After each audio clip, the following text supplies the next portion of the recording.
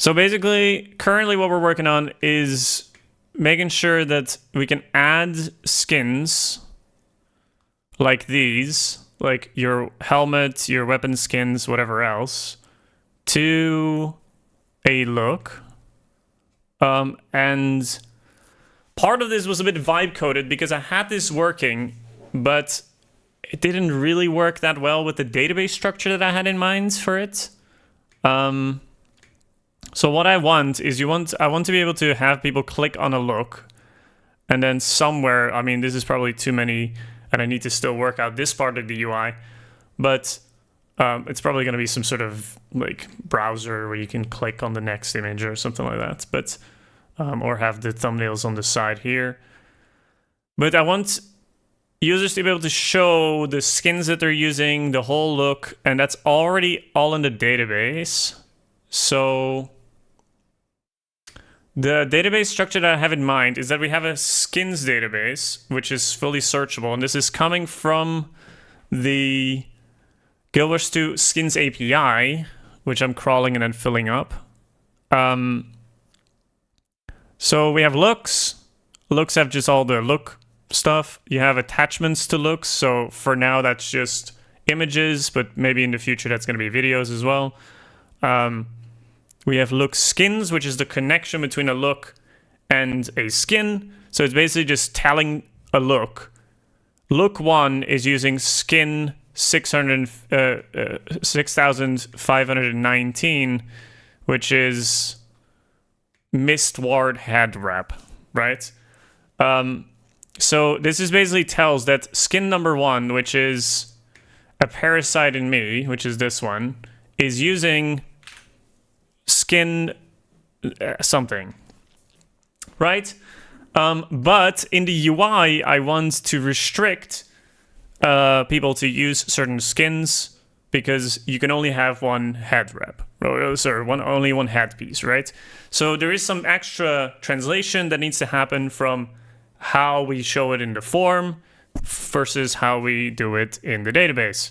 Because this is the easiest for me to later on be able to search, because that's obviously what I want to do too. I want to be able to search for specific skins.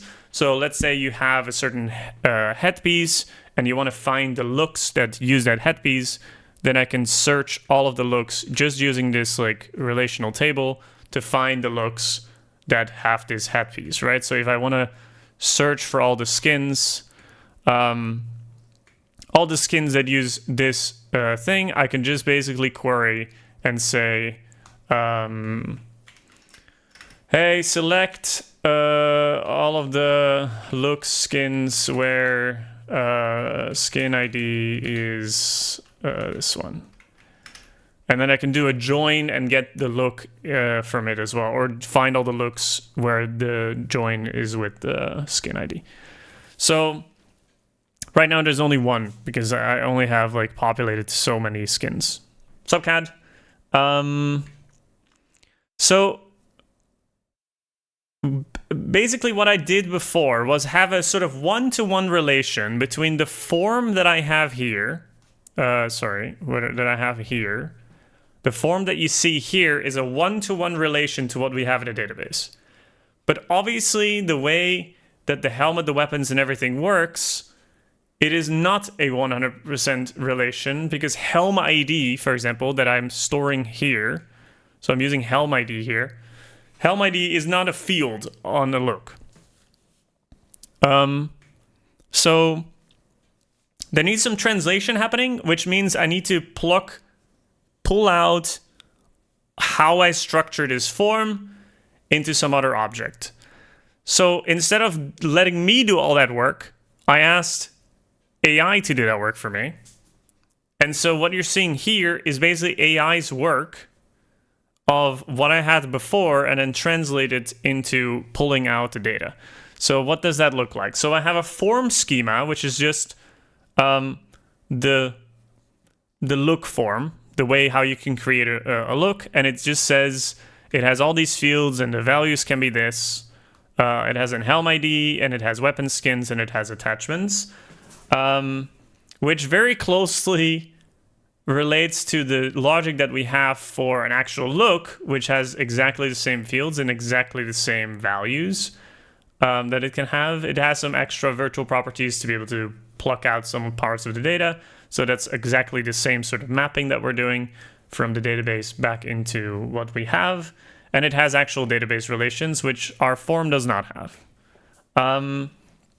So I just asked it basically to like, hey, take whatever we had in this form before and just convert it to a form schema. So that's what it did. I'm very happy that I didn't have to do it myself, but now I have to actually digest everything that it did and see if there's any flaws. Because I'm pretty sure if I do something like this, there will most likely be some flaws. And also, I am currently rendering the entire list of skins that could possibly be used as a weapon, which is, at this point in time, there is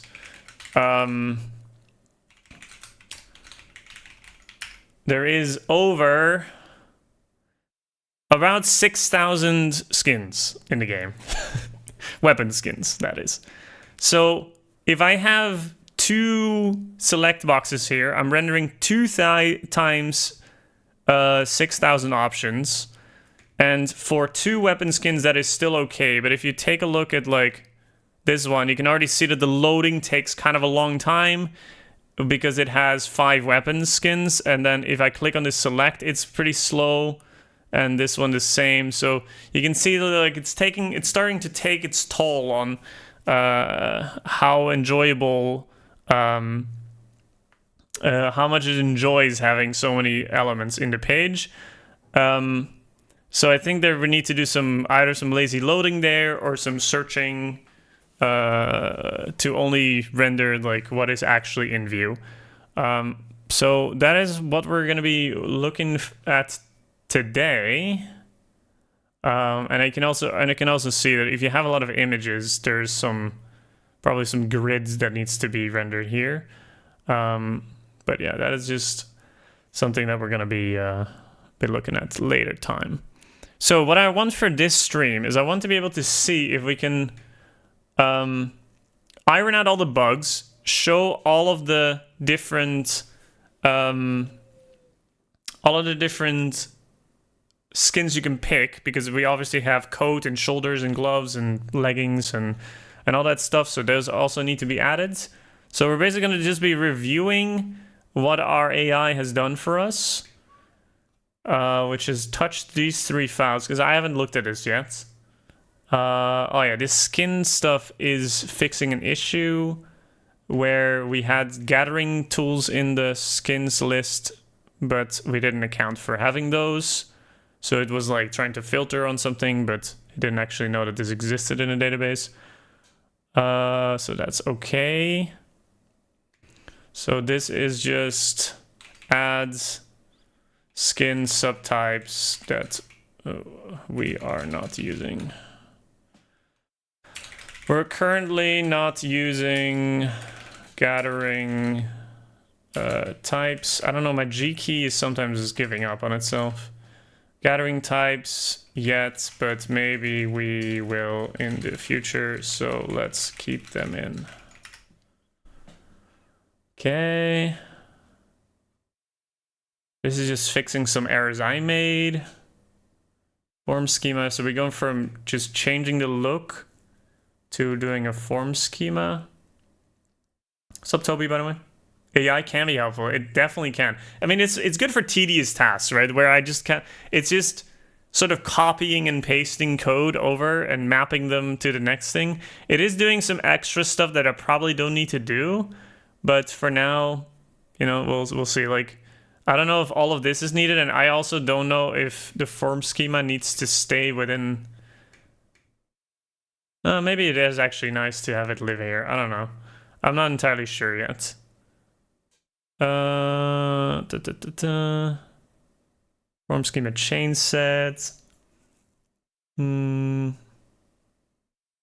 is clearing an attachment still working? So I don't know. Oh shit, I don't have imager. Man, my G key is really struggling. Definitely need some stuff there. Where am I gonna find the imager URL? Give me 1 second. Give me 1 second. Opening my other browser. Obviously, I don't want to accidentally leak work stuff. So I'm gonna just hide the screen for a second.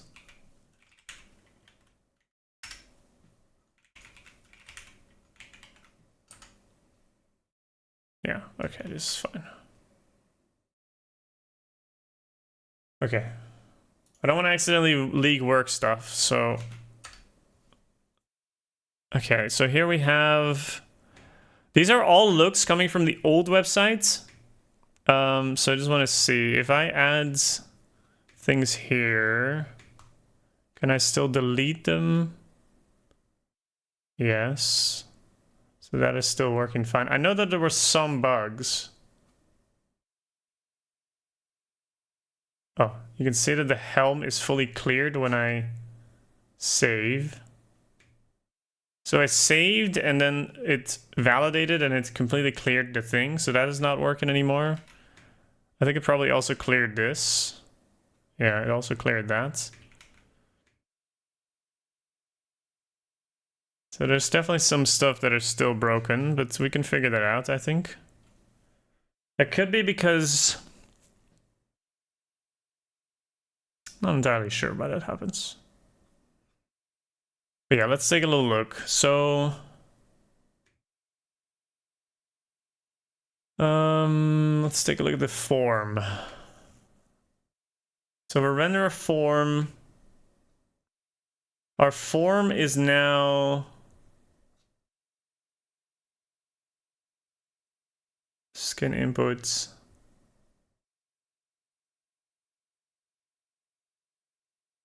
You might have to break out these components too, because I don't like having them here. So when we open the form, we fetch the skins. So the skins grouped by type. We get these 3 types. We group them by type so that we can use them within the list. And then on validate, we do change set, look params, and then we render the form with the changed change set. So why...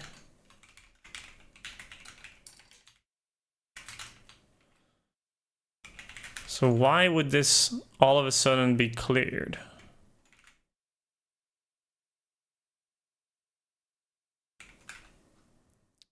I think I might have some more pages open. Give me 1 sec.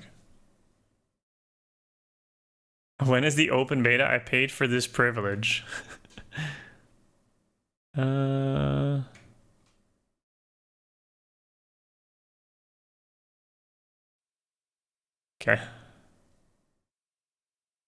Okay, so if I paste an image in, it's immediately gonna validate. This is not the IO inspect that I had though.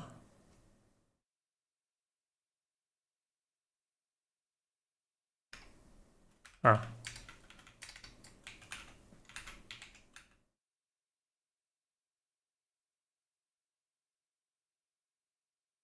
Okay.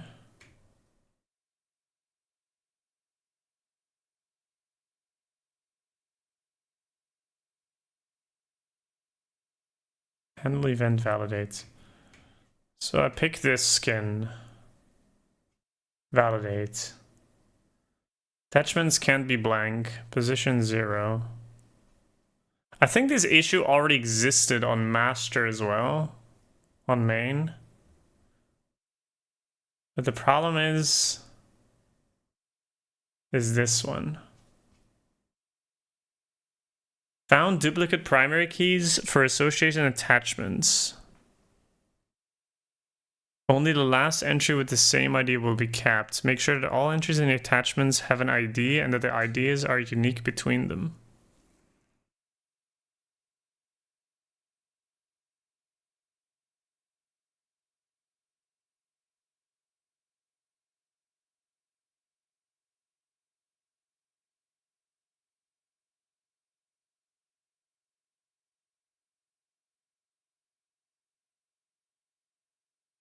But they shouldn't have IDs. Association embeds. Do I have to, for association embeds, do I have to pass my own IDs to it? So basically this was all handled before with just the form by itself.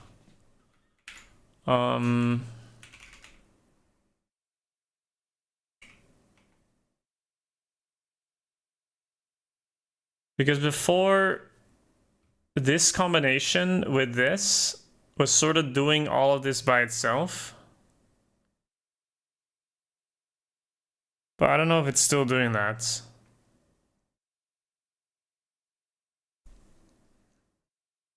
No fishies.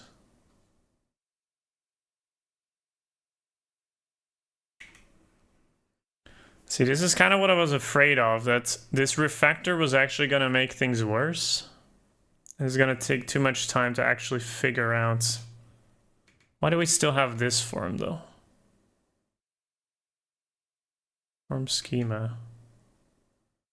This is like AI doing some crazy shit. It just cooked randomly. Like, why do we have form and form schema? What the fuck do we use form schema for?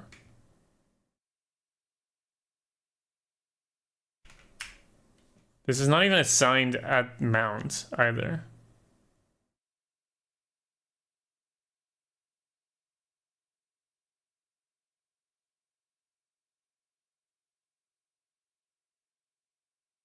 What's up, Brainless Society? Welcome in. I don't know what it cooked here. Not entirely sure what it cooked here.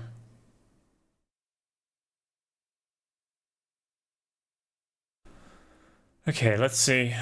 Let's digest. Problem is also is that by I asked AI to poop out or refactor this part on Tuesday. So the fact that I'm touching this on Sunday is not helping with giving me some context of what it did. Okay,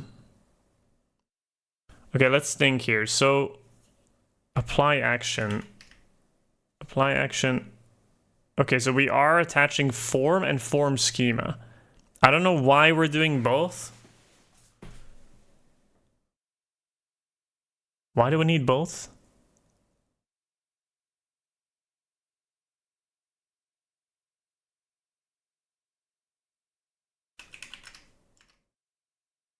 Time to make notes about it. Yeah. I don't know if that's gonna help. Form chain set.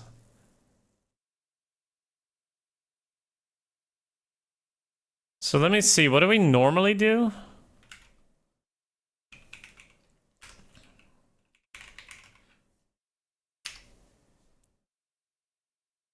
So before we did apply action form, so we weren't keeping track of the schema itself or like the chain set itself. We were just doing the to form. Because I don't think it's necessary.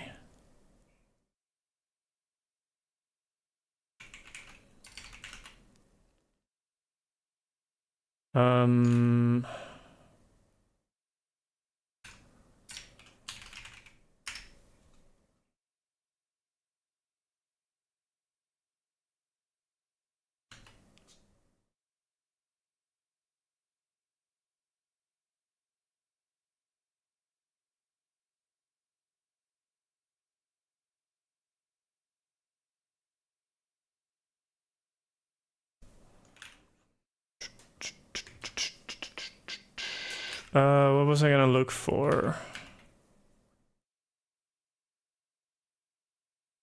Cast embeds, drop param.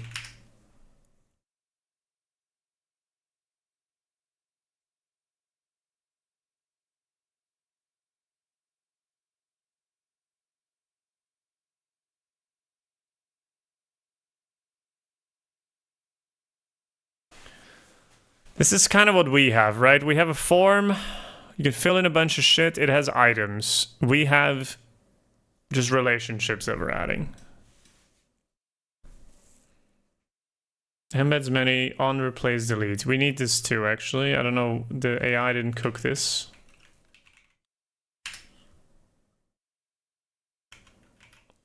For this one at least. This one too. That's actually what we have on the look as well.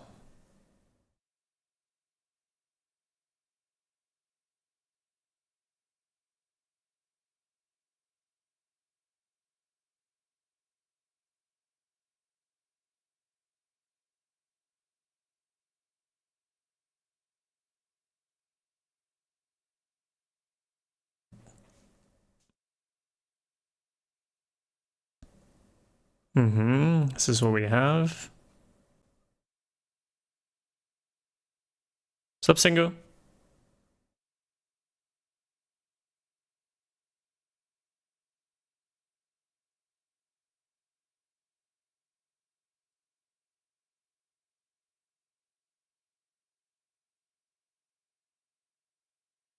I think we still have this. Oh, but maybe the hard-coded parts are not matching anymore because the embed is different. So if we go to here,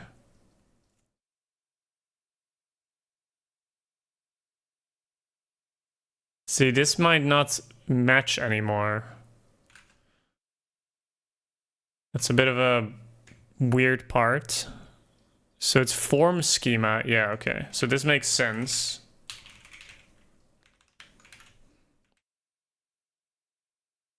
Which is a little bit of a weird thing that it's like auto-generating based on the form field to create the field name.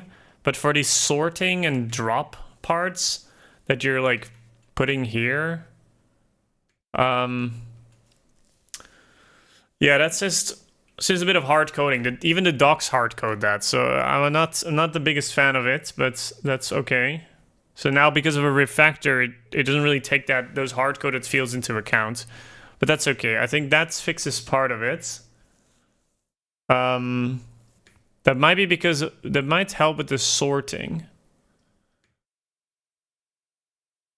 So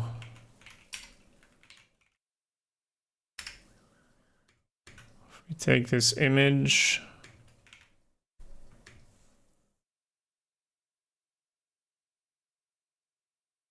I think when I save it still deletes it. Oh, we crashed. Handle event. Validate. Validate. So we have a handle event validate. But we are now passing form schema.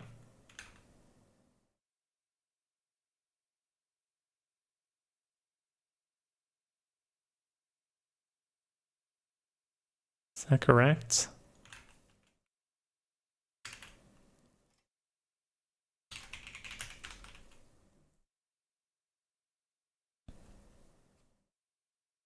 Because here we're still doing look as well. It's a bit weird. I think I did a half job refactoring this. Okay, but we refer to this as look form, but the form name is this.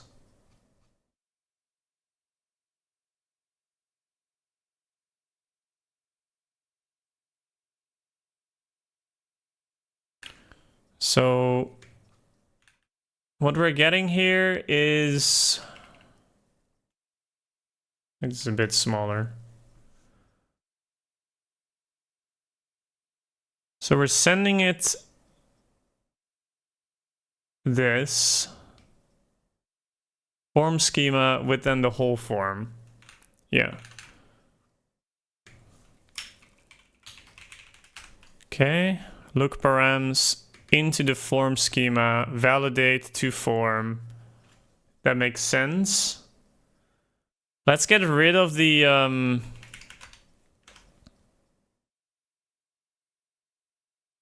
let's get rid of the form schema thing here, because I'm not a fan of that. That makes no sense to me. Apply action from look. Get user look. From look back to the thing.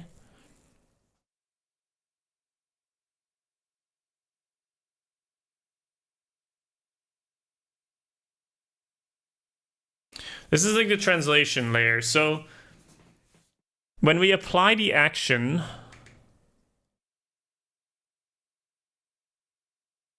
this also happens on mount. So when we apply the action, we take the look, we generate a form schema from it, we attach placeholder attachments, we create a change set from that again.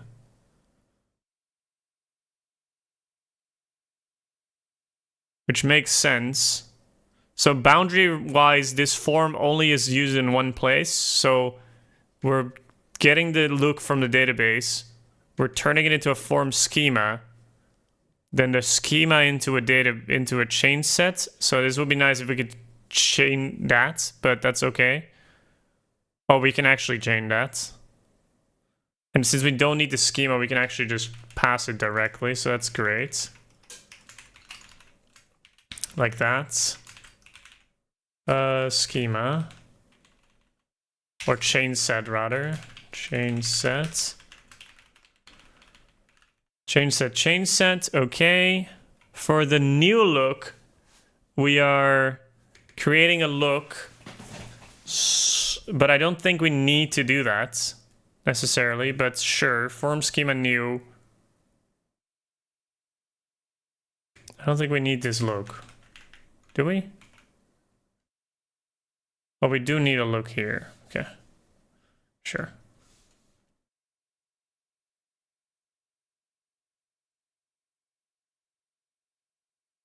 Were you hanging out with, by the way, Single? How's the zoo, Single? Drunk. Do you have a kidney to sell? Okay. We don't need the schema here either, so we can sort of do the same little dance.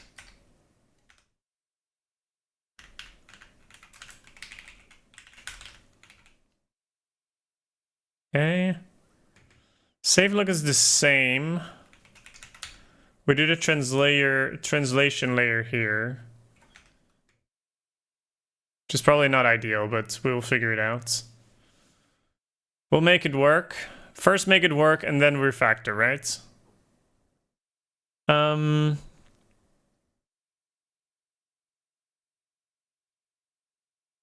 Schema is unused.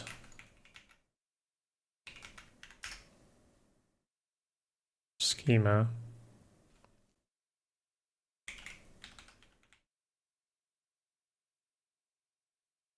Thought we changed that, but sure.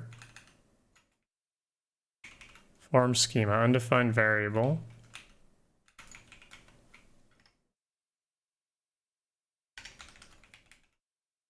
Okay. Wait, what is the difference? Oh, yeah. Okay, it does render again.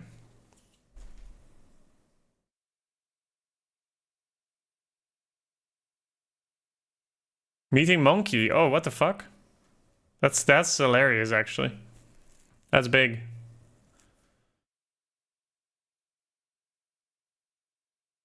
Okay, for those wondering what is happening here, basically, I'm running a form, and then this modal is its own component with its own state, which means that if I add this here, it does not necessarily add it to the form, and I can show that a little bit easier if I change this one. Oh, that's interesting. The form state did not get cleared when I pressed the X button. Is that... Did I see that correctly? Yeah. Interesting. Okay, that's a bug. But when I hit cancel, it does. And also the animation doesn't go... When I press cancel, it completely unrenders and it's just like wipes the whole state. But I think this might only hide it. So the modal is actually still there, but it just hides it. Anyways, you can see that the state of this inner form in the modal is detached from this, right? So I can put like whatever here, it will give me a warning, but it doesn't actually do anything with the actual form until I hit the update button, which is nice. But yeah, okay, we found another bug. Sick. That's okay. So when I hit update now, it fails because what is it trying to do? Form schema not found. That makes sense because we removed that. Doesn't tell me where though. But yeah, let's find it in the form.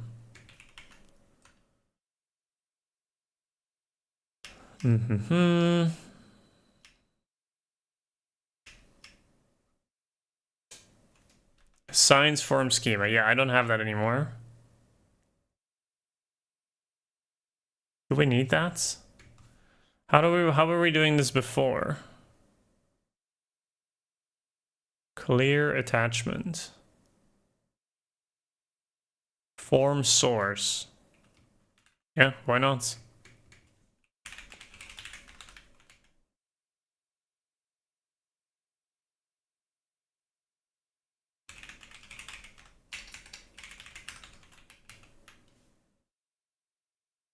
I don't know if that is good to directly get though. I don't know if it's better to do this or to directly attach it to the socket, but yeah.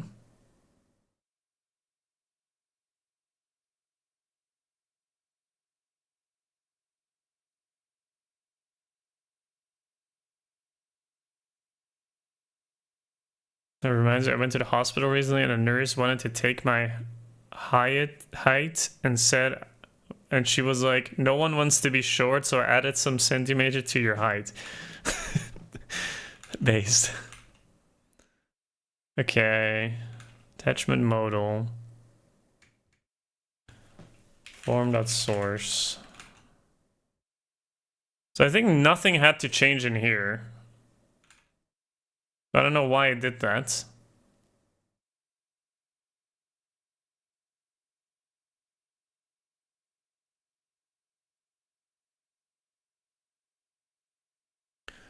I don't know why it went and did this. Because I think this is all the same, so I think this is fine.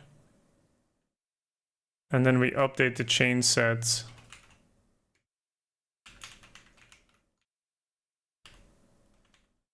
And then we unedit the form. Yeah, I don't know why it touched that, but it's fine. Okay. Compilation error, change sets. So this should be change sets.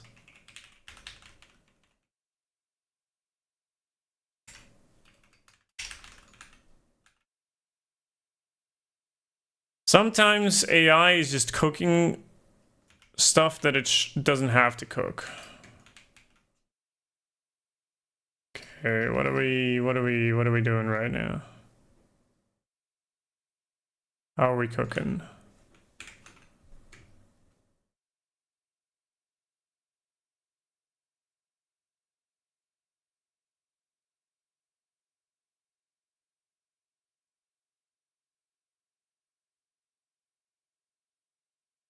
Okay, that doesn't work. Form schema not found. We have more form schema, guys. Form schema. Here. Clear attachment. Clear attachment. This is now the change set. See, I think it also didn't have to touch this, but it did. Fucker. I don't think it had to touch any of this at all.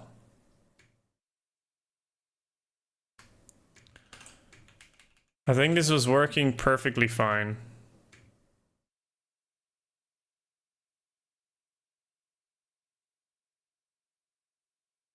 Sometimes AI cooks a bit too hard. Okay, this is working. Then I hit this. Are you sure? Yes.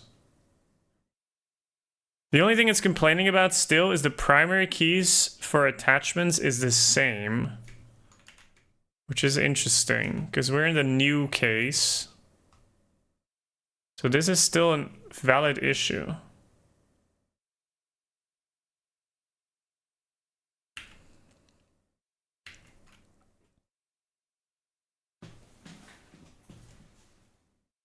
So, Banan.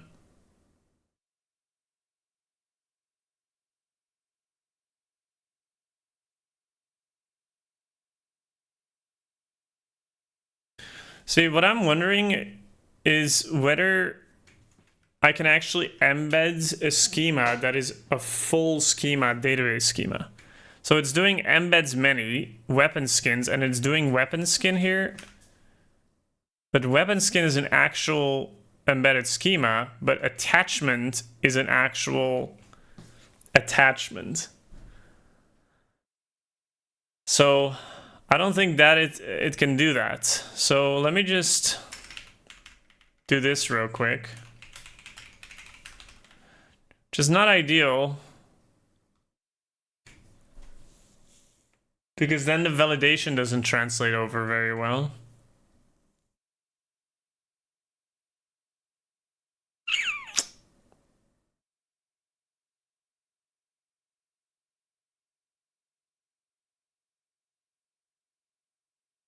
But I have a feeling that that is what it needs to do. But yeah, let's just keep this as is and let's tackle this issue here. So if I hit save, I don't know what the fuck it just did. Save. Oh, it failed. What happened here? Form schema. Okay, dude. Form schema. Ah, there it is. Save look. On edits, form schema change set. Form.source.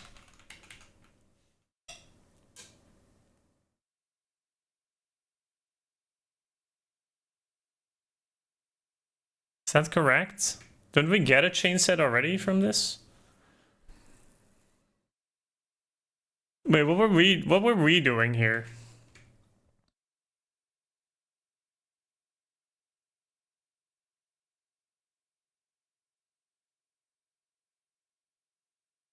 It just takes the change set. Like, I don't know what we're doing here, but we have the change set here already. I don't know what the fuck it was cooking, but AI just made shit up, man. Oh, wait, no, wait, hold up. The change set that we get here is not the change set from the form schema. Well, hold up. So it did actually do this correctly. So that is why we were assigning the form schema. No. The change set that we have here is correct. We can just do this. Yeah, we can just do this. Because we already have a change set here. Yeah. I think this is fine. If the pattern of using form.source is okay, then we can already do this correctly. And we killed it again. What's the issue, brother? Form schema. Where else? Schema.form. No. Assigns.form schema. Validate.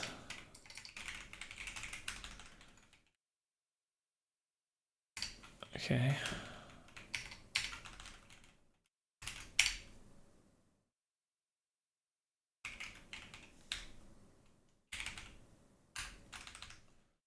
Wait, what did we do on validate before? Change look. Okay, so that is okay. So what we really need is form schema.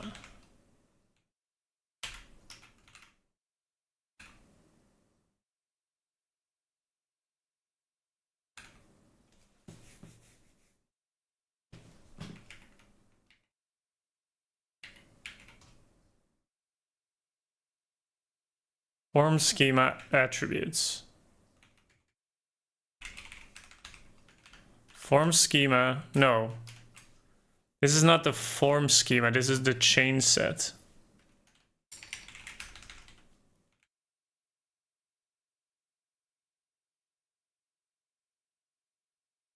Yeah, so I think it was correct in having the form schema there.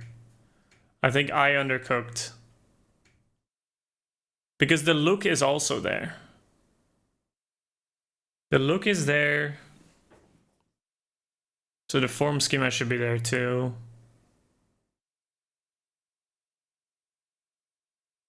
Shit, AI did cook, guys. I think we should revert the changes. Also, I should save the changes and then make the changes that I need. Hold up, let me... This is correct.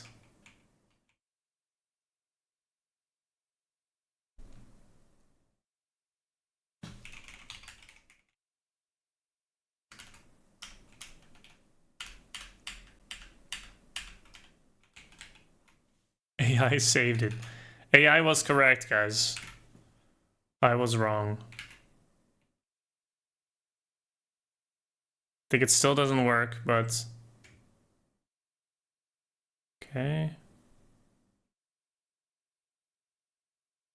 Still getting this error, but we'll figure that out.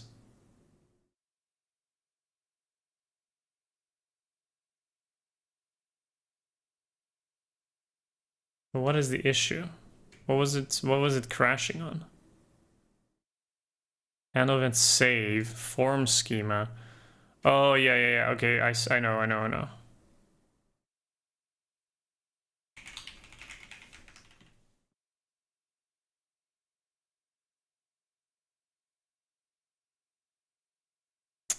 Do I want to do this? Can I change form?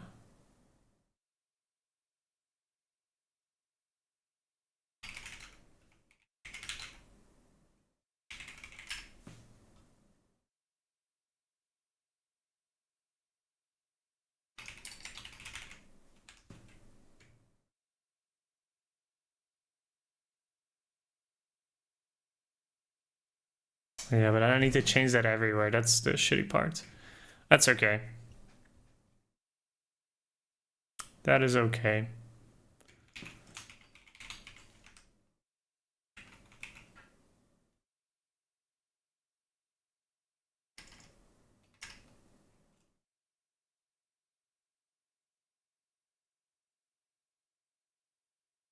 We need to change all the places where we use this. Save, validate. That seems to be the only two places, to be honest.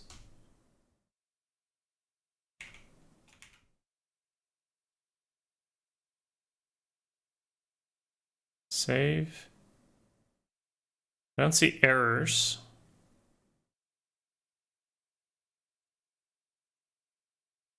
What happened here? What happened here? It's trying to render an image, but I think it doesn't have anything. That is interesting.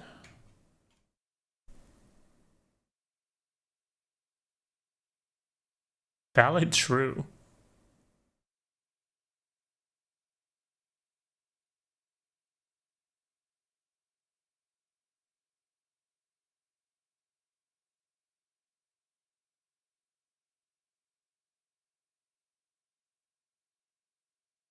Okay. Form to form.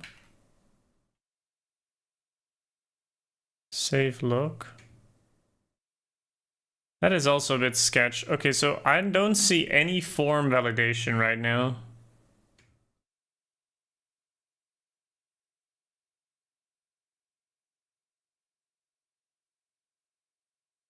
So let's take a little peek at what we're doing here.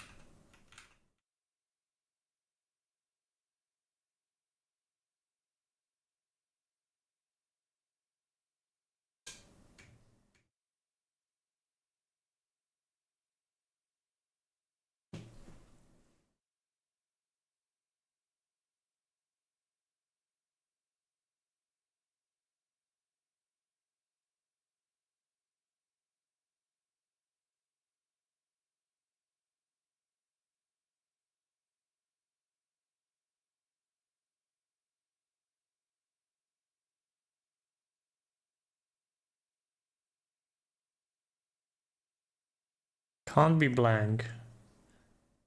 There is an errors on the form field, but the input doesn't have it. What? Because the input is not used.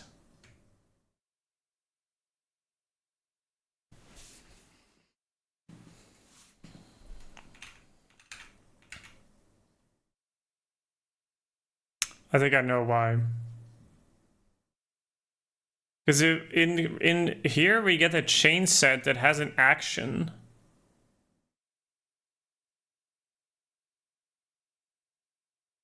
And on the other one we don't have an action. So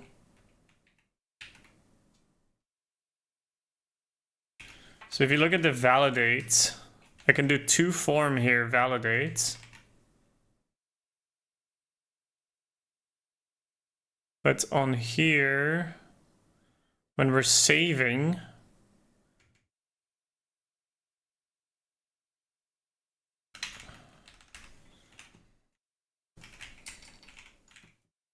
to know the action. What is the normal action for when you do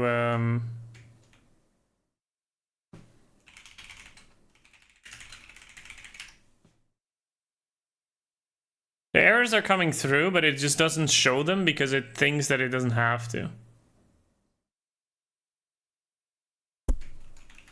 Action.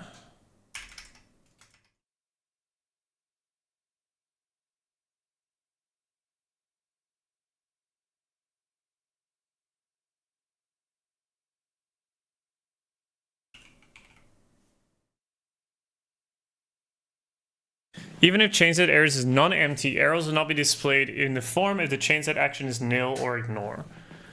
This is the case right now. Insert callback. The callbacks will be insert to show that the insert was attempted. Yeah, so I think that's what we should do. So we're editing here, so I'm not sure if insert is the correct term, but for saving a new look, that is definitely the case.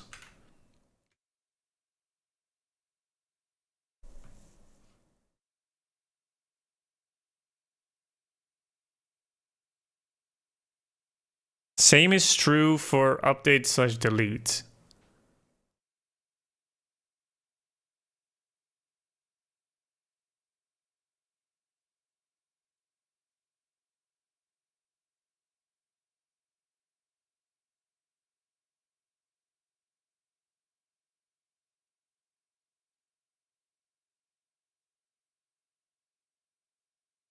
Dum dum dum dum dum dum. What's up, Yufei? If I'm missing any messages, please tag me. Because I'm definitely missing out on messages here.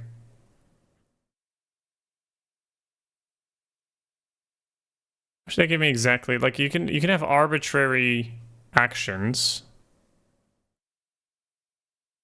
Validate action save. I mean, let's just do that then. Save, save. Why not? So I think now if I change, I think the code was also refreshing. It's because the form is very slow right now. Okay, that did definitely not work.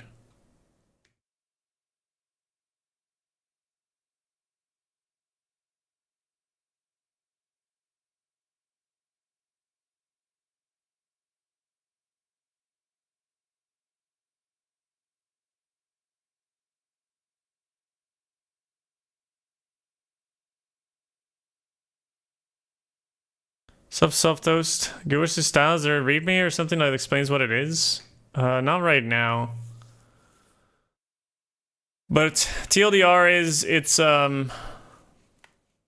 basically a way to show off your Guild Wars 2. That's what GW2 stands for. It's basically just a site that can showcase your looks, basically.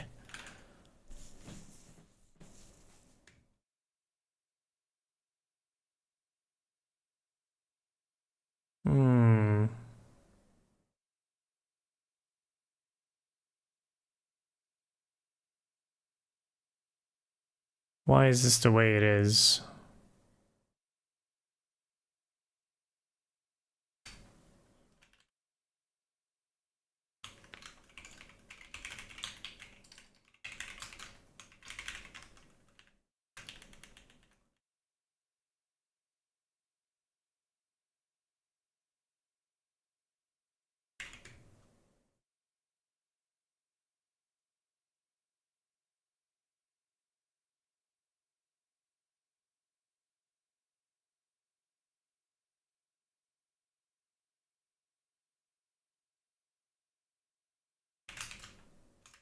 Oh, that was a bad term to use. Form, blah.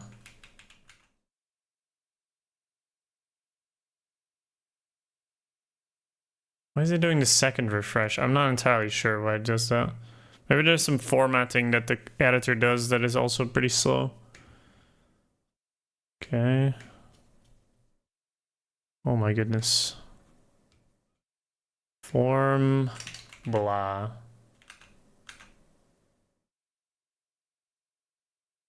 What?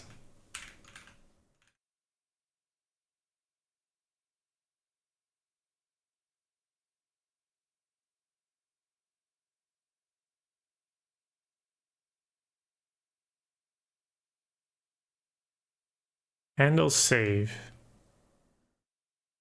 Form schema medium.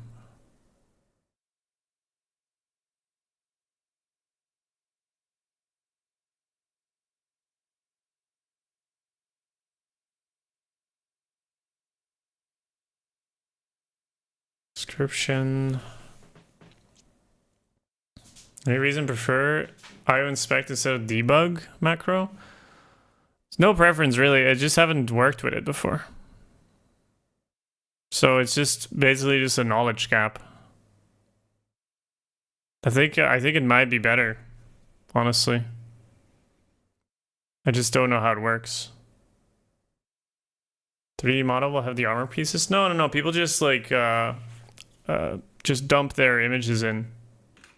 And currently it's just doing imager URLs because they didn't want to bother hosting them myself, but since storage is kind of cheap, I might just do that. Gives you the line number, and if you use it in a pipeline, it will output the result in each step. Oh, interesting. Well, let's just try it. Can I just do this, or do I need to bang it? Like this. And I don't know what it does. Like, is it gonna open? What is it gonna open?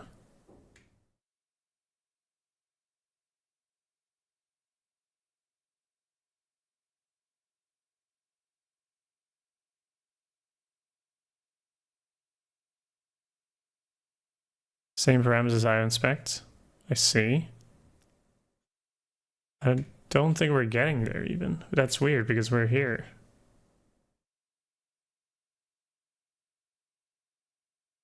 Oh, this is the reason.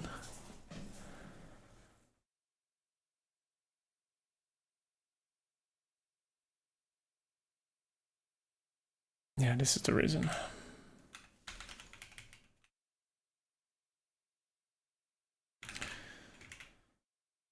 Still not entirely sure what the best course of action for this is. Basically, the translation that we want to do is we have a embedded schema because our database does not one-to-one match with how I want my form to work. So I have a separate form embedded schema that I just want to look exactly like my form does, so I can easily just build the form, do all its like form magic that Phoenix can do for me. And then I want to have, when I hit the save button, I want to translate that into the actual underlying database structs. So I want to try and save it there. And then I want to do first form validation for as much as I can, and then go to the second step, which is actually trying to persist it. And then once errors bubble up there, I want to, I guess, then convert that into what the form shows, which could be as simple as if the database errors, we just show a bunch of errors at the top. Like, I don't really care too much about that, but I think this is now going to work. Yeah, so the schema is not valid. So now it's showing the errors, which is correct. So we're hitting save, we're passing the data, we're passing into a change set. The change set is valid. We apply the changes to the change set, we convert it to look attributes, and then we save the look. And then saving the look depends on the action that we do, which is edit or new, which then does the saving, and then we convert it into a form schema when we get it back, which I don't know if that's going to work exactly, but since for now the attributes are the same, that should be okay. The schema is sort of similar. It's not entirely going to work because you're going to... The look attributes that we get back here are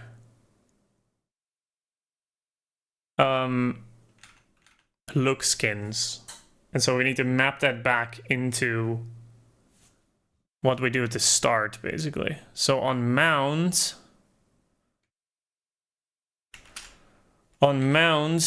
we convert from look. So I think that's sort of like what we need to do. But we also need to do it from look change set, perhaps. Because then here we can also do the same.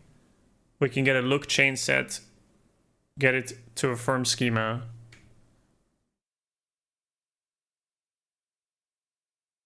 Okay. I hate that I have to do this, but I think it's in the long run it's a better thing to split the two off. It's taken a lot of the magic away, but it is what it is.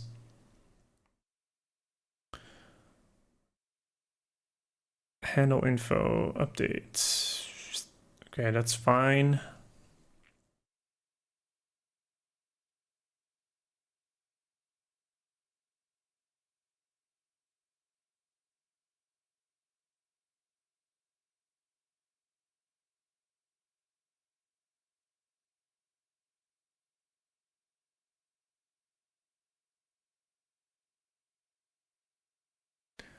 Okay.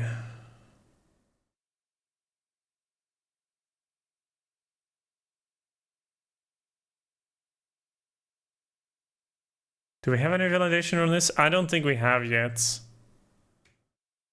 Weapon skin validation. Yeah, here there's no validation on this. Okay. Okay, let's add the rest. So,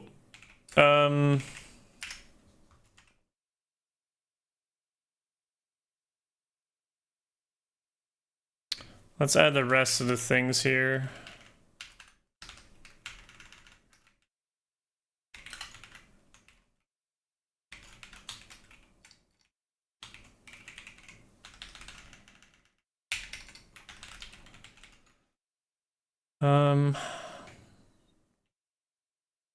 This is still an issue.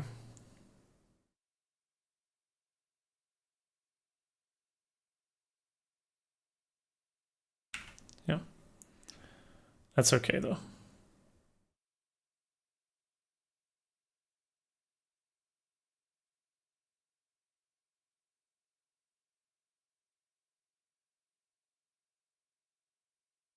The nice thing is also is that now I can have the X. What?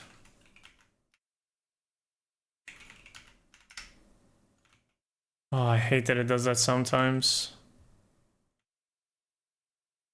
Sometimes Z is like trying to format and it completely just fucks words up. It just randomly starts splitting, and every time I save it adds like extra line breaks. Really weird. Really weird bug. Okay, we have that. Now add it to the form. We kind of already had that here, but...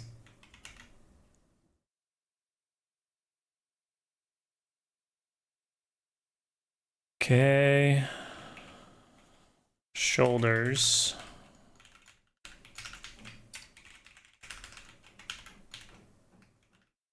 Let's just lowercase this so we can...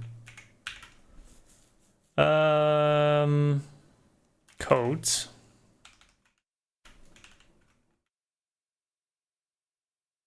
And then we have gloves.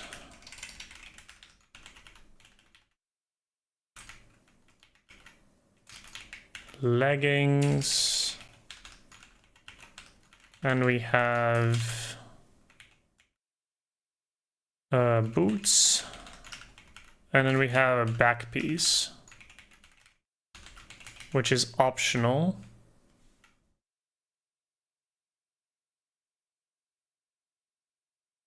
Okay, not too bad. Not too bad. So let's see if I were to take armor and then subtype being leggings.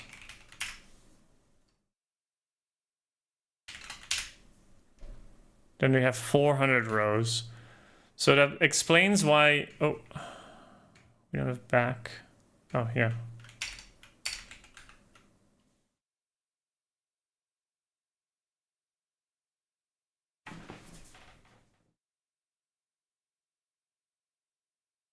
Why is it not showing the preview?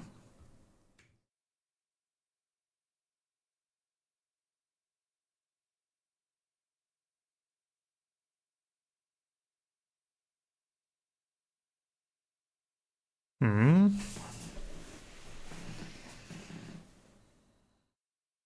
Hmm.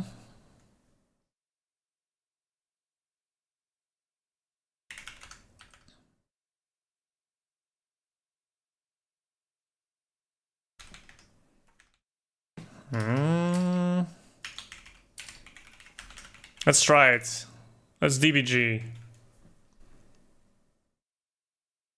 Yeah, for sure, for sure. Brainless Society, that's a very good point. He's asking for future improvements, but as those are 400 rows for a select, maybe it should be an autocomplete? Yes, 100%, yes.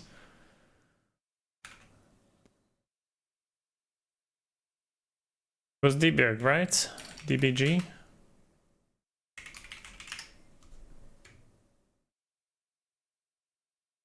Oh, you need to pass stuff in there. Yeah.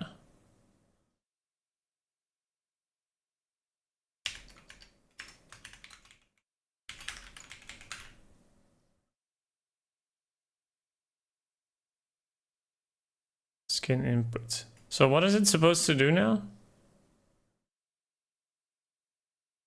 Is debug just... Wait, what does debug do? I thought it was gonna launch a debugger. Or am I supposed to like have something set up for this?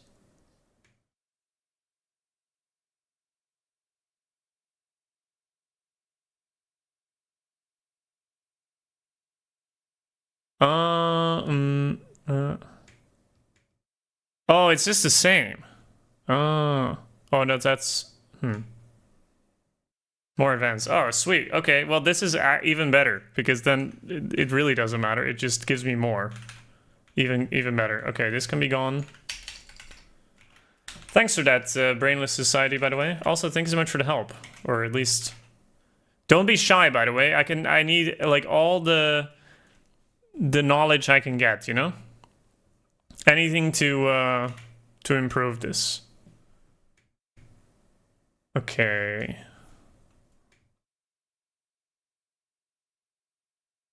Okay, obviously it's gonna go over everything that is in the assigns. That is maybe a bit too much.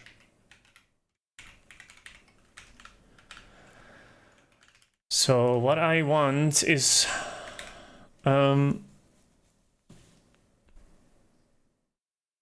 find skin by ID.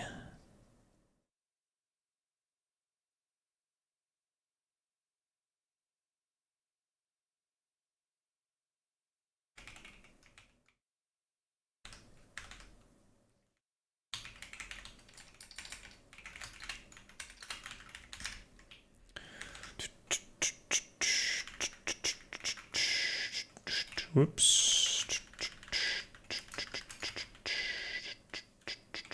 I don't need the skins.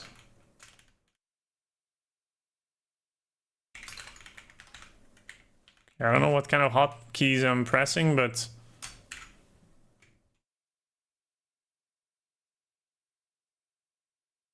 Nil, nil, makes sense.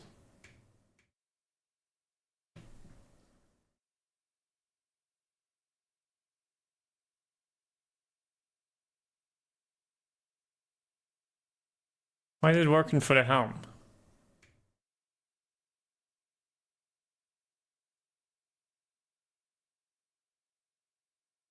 So this is a number, and I'm getting a string back for the other ones. Why is that? What is happening here?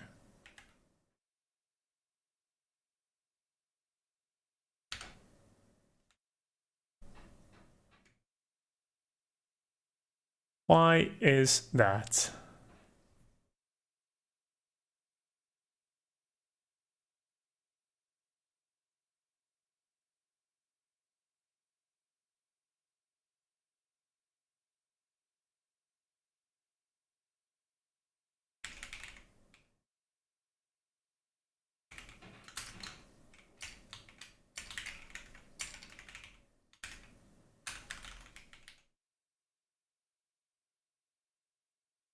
Formatting failed to debug. Okay. These are all numbers.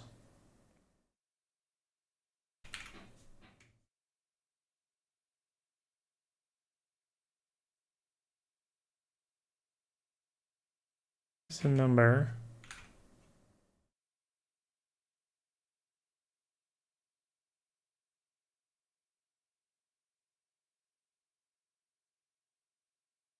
Home ID changes.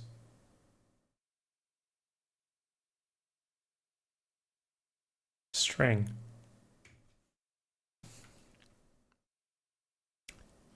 What? Sorry, what now? Hey?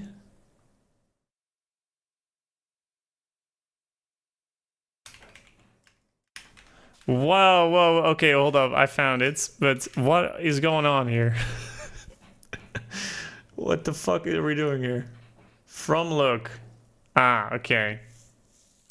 Yeah, so, okay, this makes sense. This makes sense. Okay, all right. So, I was debugging this. So I removed all of the extra fields, all the other outer armor fields, and then I let AI do the work, and then AI thought, oh, we just need Helm ID. So then it started fucking looping over shit, and it started filtering out exactly Helm. Okay. Okay. Sure. Okay, so when... Okay. What is...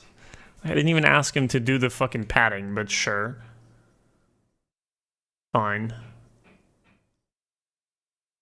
This is when AI is actually making this more difficult than it's giving me more shit than I ask it to do, and then now I'm like what is this code? This is not the Elixir way. Okay, let me think. I need to iterate over the weapons. It checks if the skins are loaded. Then I need to group them by weapons or armor or backpiece. And then I need to build the struct. Because that is the way that the database is structured, right? The database is structured just looks have skins. I don't care which slot you are using. I just know that looks have skins, okay? So what I need to do is I need to iterate over all the skins that are attached to this look, and then I need to build the form, the schema. So what we realistically need to do is this only should happen when the association is loaded. So otherwise, we're gonna get an empty struct. Or, yeah. So let me think. So it doesn't really matter. No, we cannot enum map over unloaded skins.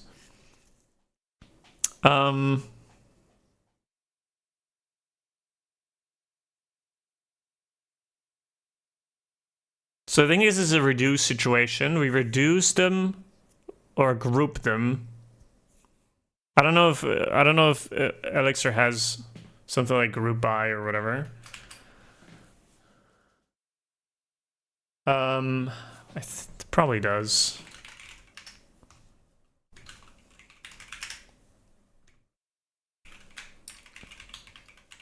Perfect.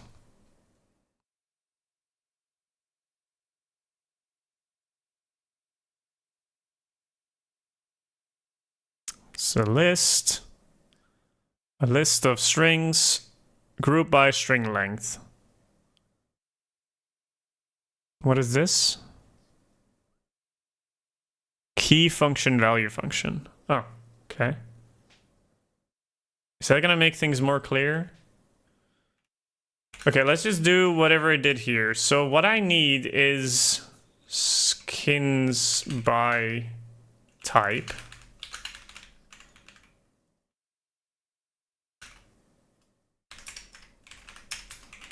Probably extract this into its own function, but sure.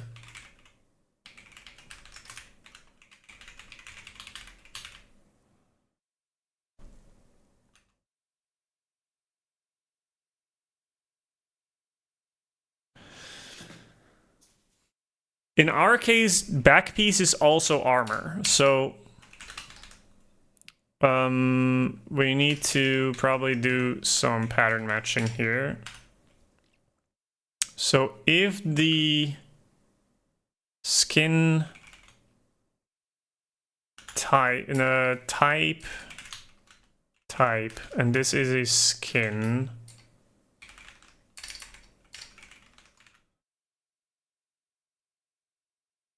when type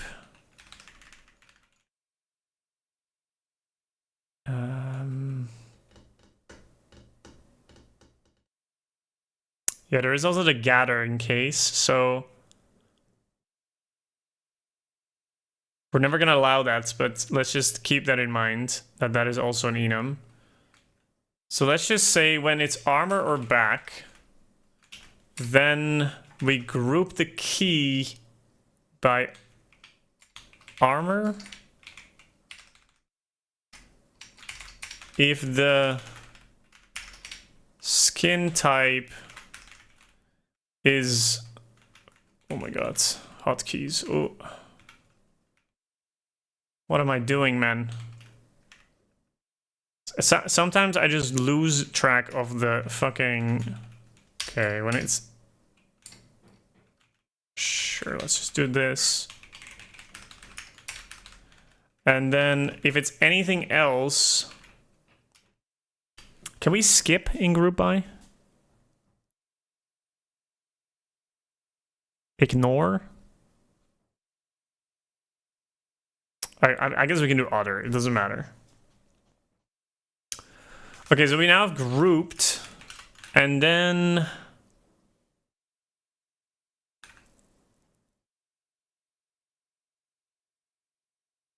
so now we have skins, armor, and back piece in there.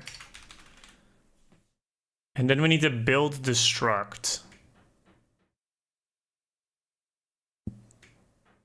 So maybe we can also do that, because it doesn't really matter. So what if we do that? So what if we reduce?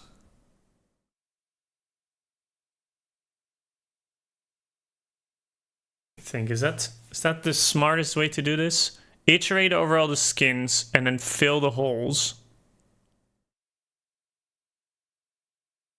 And then what is this other magic that we're doing? At the padding. But that doesn't necessarily mean here. That should be in the form, I think. Okay, yeah, let's do that. That's another way. So that should only happen if this is loaded, though. So first we do this. Schema.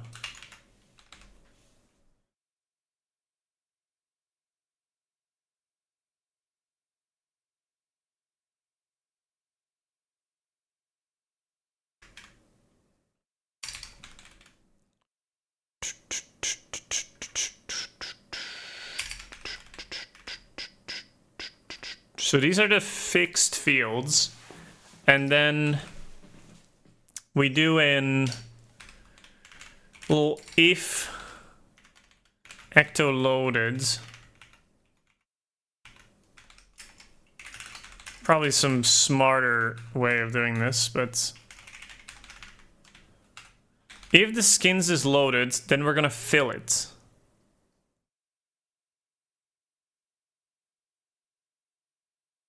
So then we're gonna do look skins, and then we're gonna do enum reduce.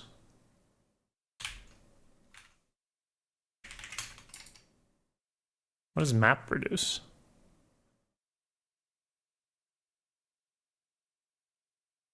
Oh.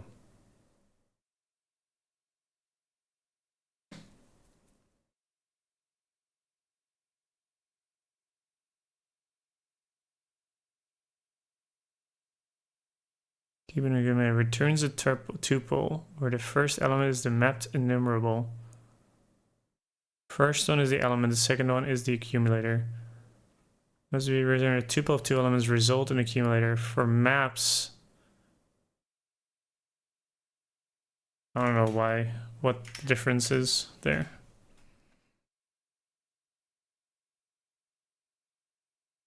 Each element is enumerable raises empty error if enumerable is empty.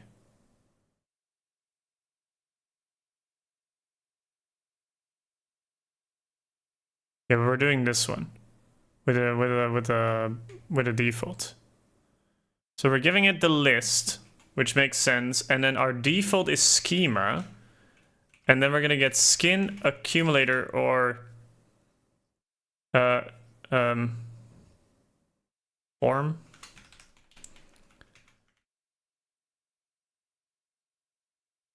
Form schema. It's a bit sketch, but it's fine. And then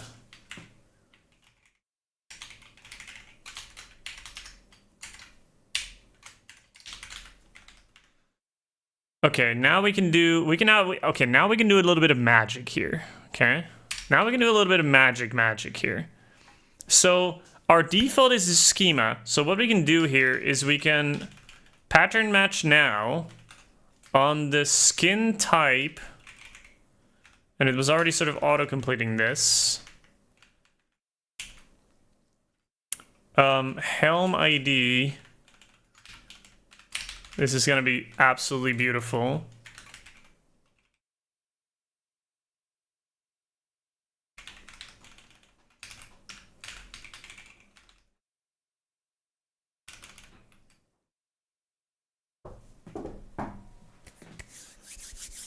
So when we're talking about the helm, I just want the skin ID. And then we need to do that for every case. I don't know how maintainable this is going to be. But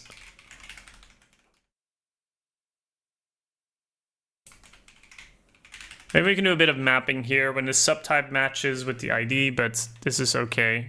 Making it explicit.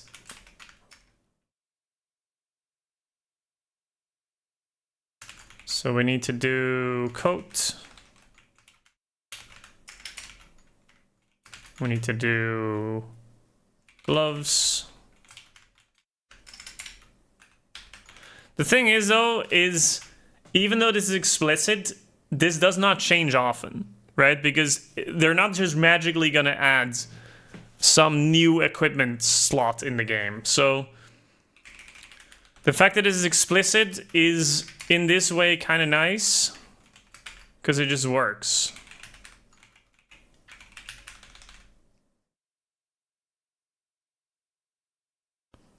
And we have back piece. Back piece is a little bit different. Back piece doesn't have a subtype.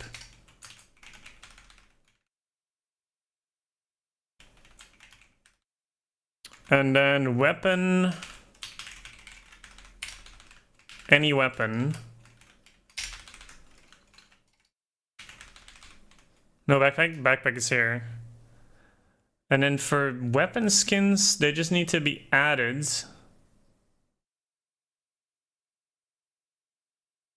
as a weapon skin. So we need to...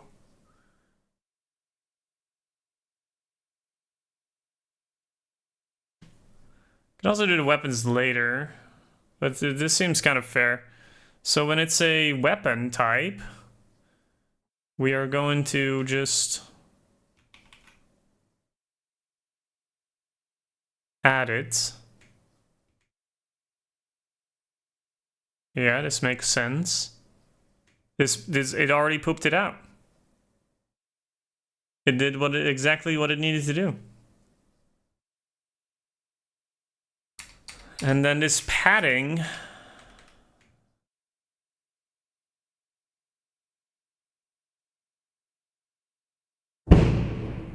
Holy fuck. That scared the shit out of me. I don't know if you guys heard that, but that's crazy. Whew. Do we want to add padding?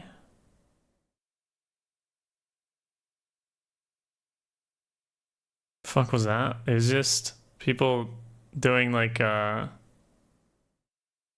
that was like fireworks outside. It was fucking loud. It shook me.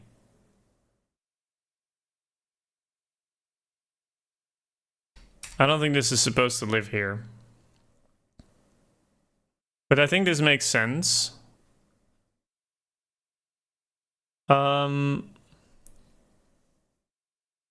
Start of the purge. I think this makes sense. I think we have it now.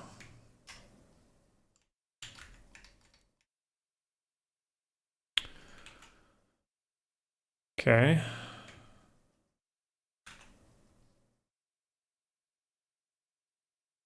Not a fan of this if else though. Not a fan of this if else. But I also don't like splitting it up. Because then it's just like you have to just ping pong.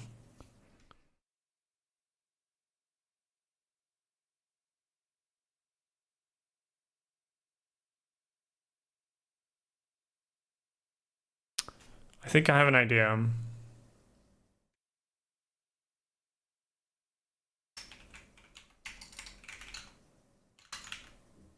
Can you do ternary?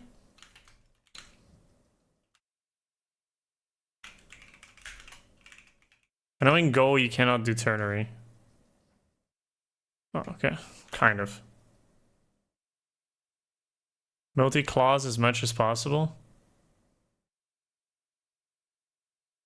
I do too, but this feels like it is kind of annoying. Like if you also stick with the rule of private methods at the bottom, then this is kind of annoying. Because in another way, this would be nice because then you can just pattern match on the method. And I also wouldn't know what to call it.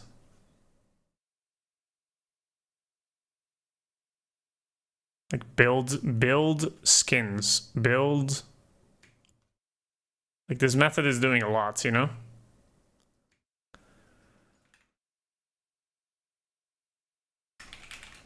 Like if I do this, am I then acting smart?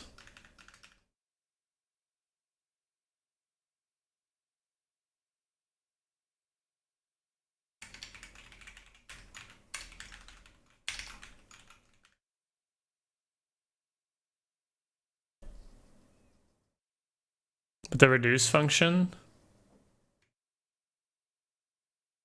You want to extract this out?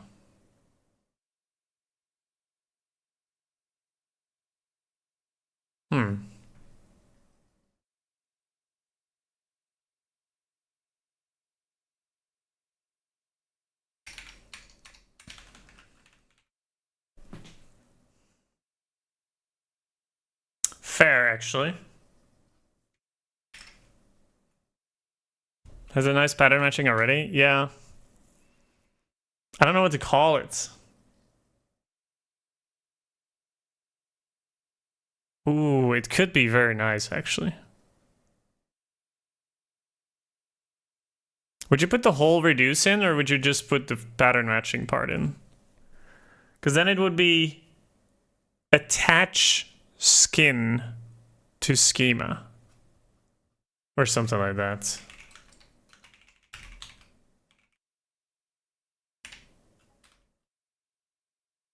Just a function you use on the reduce? Yeah, that's what I was thinking. That's actually really smart. I like that. Thanks for that. I like that idea. Let me see what the best, the easiest way to do this is. This would be probably this.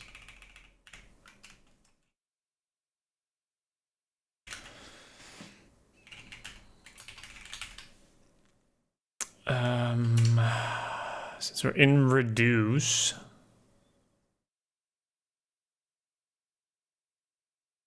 Wait, we're actually doing it wrong. So we found a bug, actually, right? Because we're not taking the accumulator. Just realized that.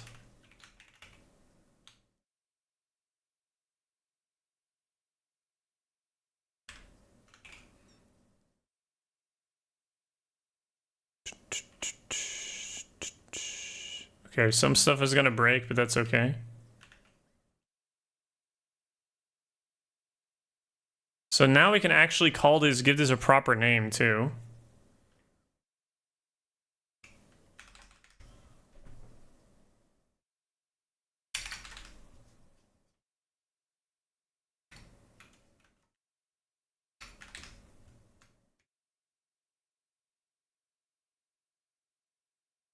And if we then make this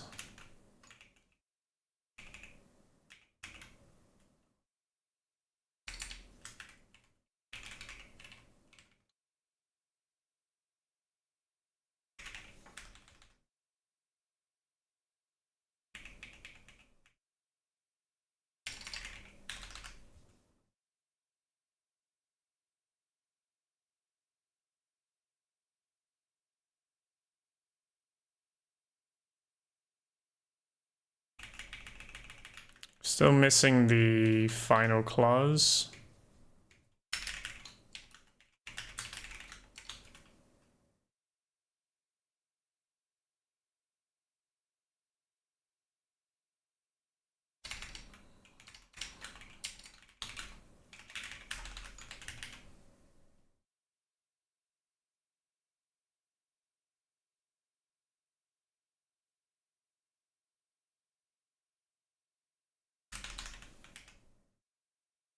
Can I do this actually? Yes, because it takes a function.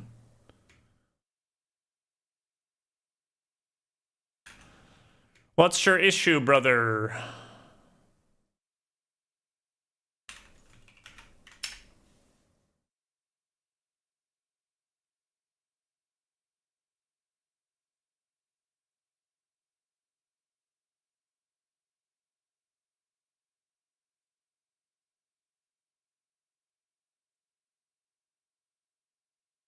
Some missing end.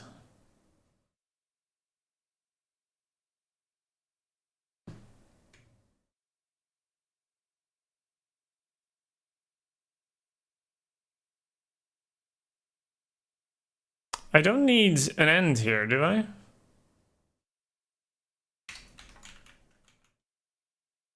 Just in case. Oh, I still have one end too many.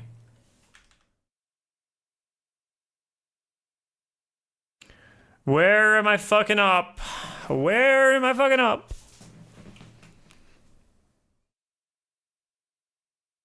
Where am I forgetting an end?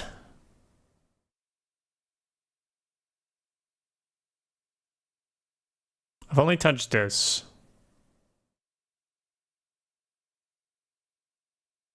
Mix compile.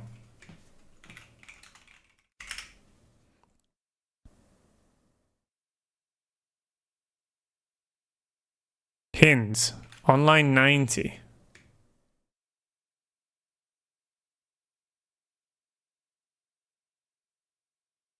Ah!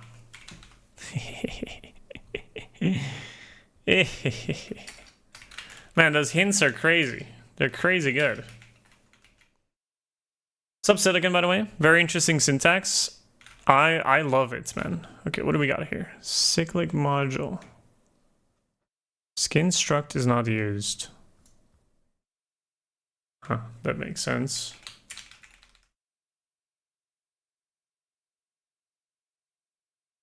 That also makes sense.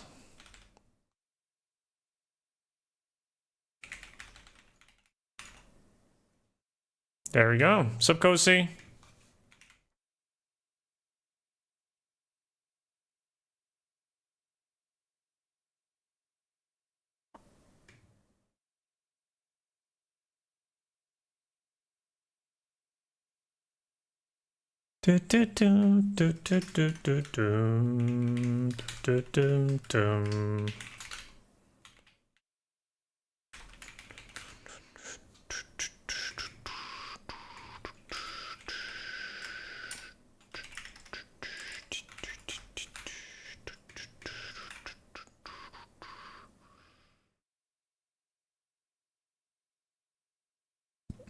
I'm less clever than I thought.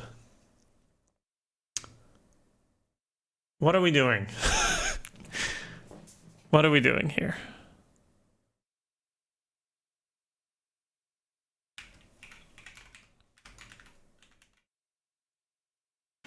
The value that we're getting is a string.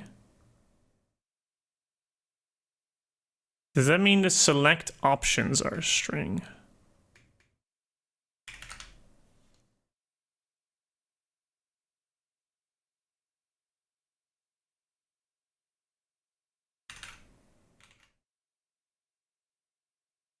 I don't think you can see that because this is always a string.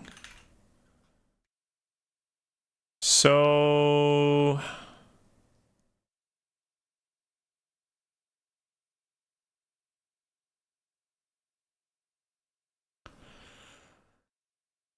let me think. What's the flow here? I'm changing a form field. The form changes. We get a validate here. When this changes, validate.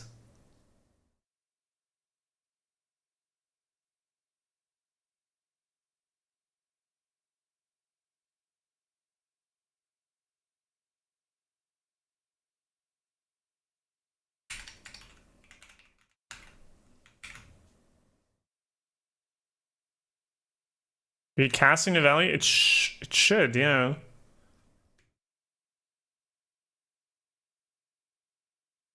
That's why it's so weird. It's the same.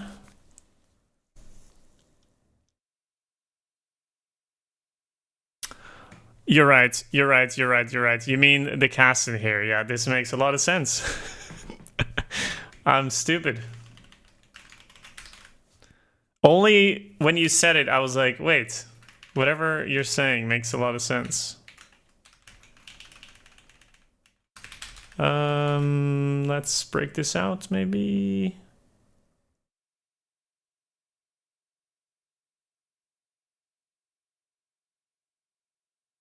Would that be nice? If I did like...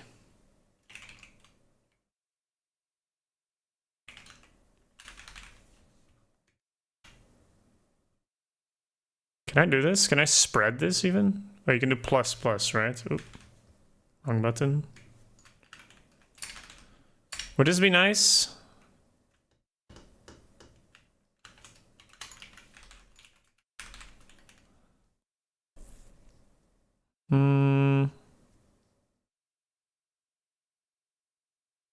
They're not required.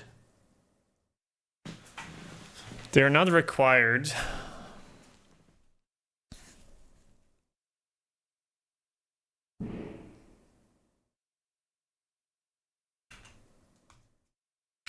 Okay, so we did all that work to refactor AI's code just for it to not be the actual issue to the problem.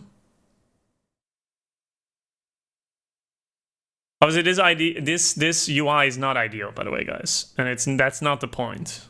The UI work still needs to be done. Like, obviously, we're not going to be searching through a fucking list, and this thing has 6,000 values, so you're not going to be able to search through this, you know? The problem is that we first need to make it work, and then we do the rest. First make it work, then make it good. Okay, so this is good. This is good. We did do some oh god, we didn't actually commit anything. Oh no. Okay. So we did a whole set of refactoring without actually... Okay. Okay, let's see if whatever we have works. Okay, so there's errors, can't be blank. Sure. That makes sense. You can see how slow this code is now. Because it updates the form, and I think it re-renders, and then it needs to div, and then the div of the HTML is massive, because I'm rendering 2 weapon fields that both have 6,000 fucking options, okay? So I don't think the current performance issues is gonna be an issue when we add like a searchable select that's just lazy loads sort of thing. Or where all of that is on the front end logic rather than on the back end logic. Because all we really need is we just need an ID back, and then we check if that ID is valid. That's all I care about.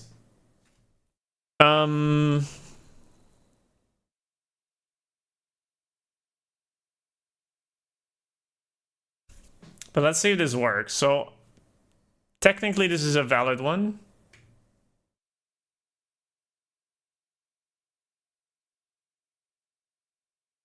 So now what happens?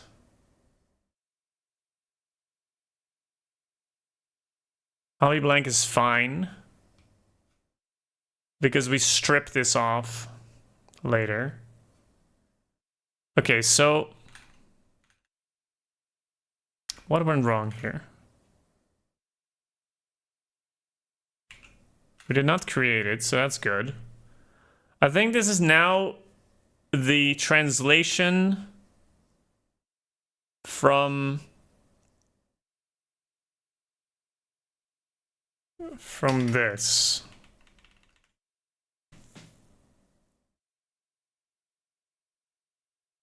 Convert weapon skins to looks format.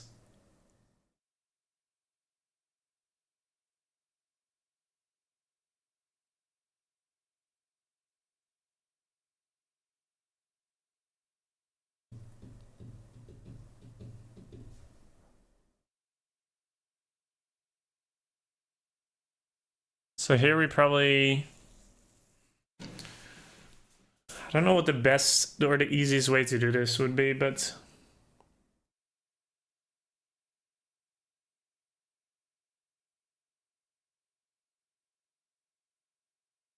that's okay. Let's just keep whatever this is.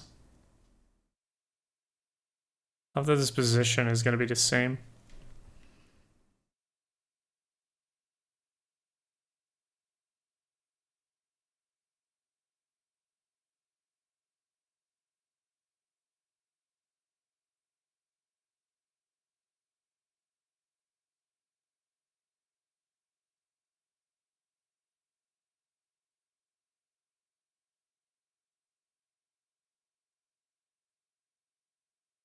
Like, I like this, it sets this, but this is already the default.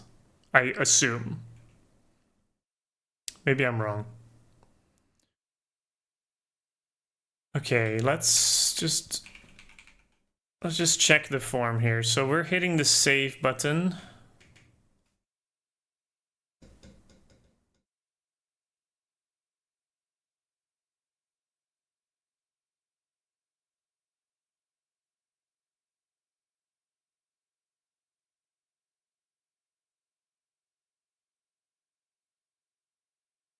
So language server is like a very sketch. The last update.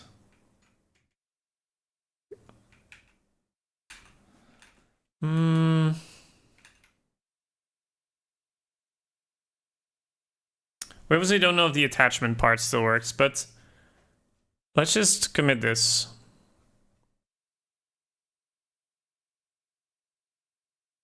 What is the history that we have now?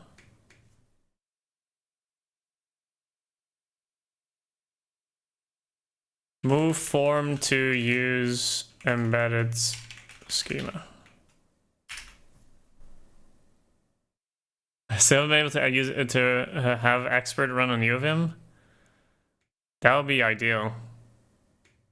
I'm surprised how quickly Z picked it up. I didn't really use Z before. I was using VS Code EM, which is like just taking the open source version and then just stripping out all Microsoft's telemetry. And I was like, yeah, why not? But then people said like Z is already using all of the extra stuff, like the new language server. But I don't know what happened. Because like it's also giving me all kinds of random errors.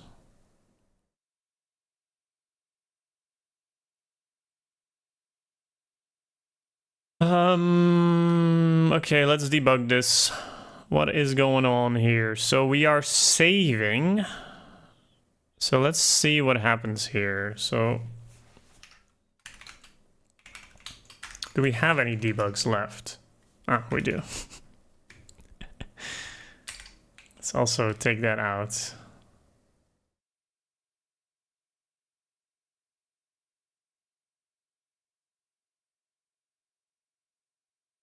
Like what? Like it just thinks undefined variable, but this is not even the name of the variable. So I don't know what the fuck it just cooked up with that, but look how, oh, it did format now. It did actually format now. Sweet. Okay. So let's just do this.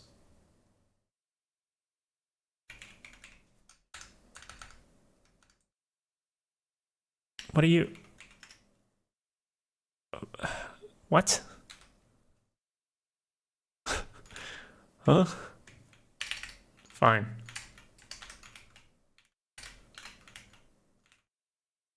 I hope there's no syntax errors now. I have a feeling that the fact that how it tried to, yeah, see, this is what I mean. The way it started formatting the code was already an indicator that something was like fucking going crazy.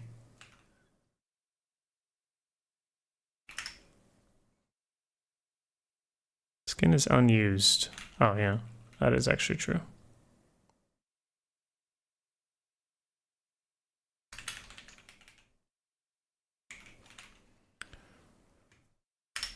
Sometimes, man, sometimes the editor just goes haywire. Okay. Let's do the debugging now. Are you a brainless society? It's maybe a bit of a personal question, but are you working with Elixir from pure hobby, or is it like your job? What are we working with here? Okay, we changed it. What's ID, blah blah blah. Sure. Let's actually select. Oh. Oh my. It is really struggling. For work? Bit over a year ago? Nice. That's a dream, man. Okay, let's see. Mostly Phoenix, or are you going deep into like regular Elixir programs? Okay, what's the issue here? Do we care if it's valid or not? In a way, if you're hitting the save button, If you're hitting the save button, you're planning to persist anyways. So maybe it's just...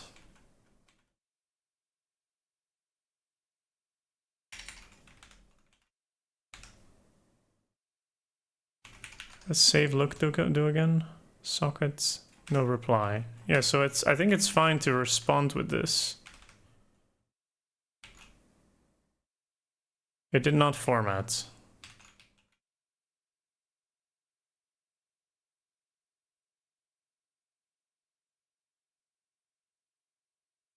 Most APIs with Phoenix. It is a side project now used by company using LiveView, LiveView mock server to fake responses from external calls to suppliers. Ooh. Interesting. So how do I look at this? It's like you just made some internal mock server where you can define the responses, or how do I need to look at this?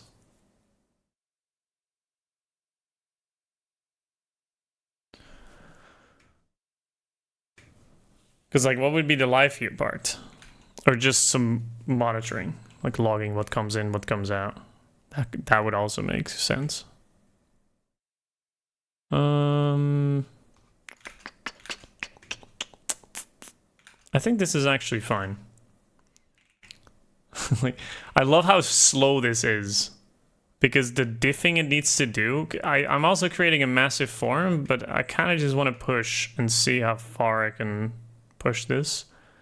So I know Helm ID is persisted, so let's just select the Helm ID, and weapon IDs should also be.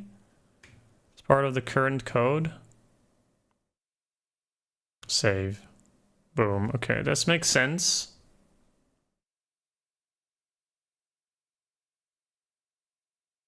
Can allocate metadata to JSON. Send you something very funny? Wait, where did you send it? Discord? Nice. That's big.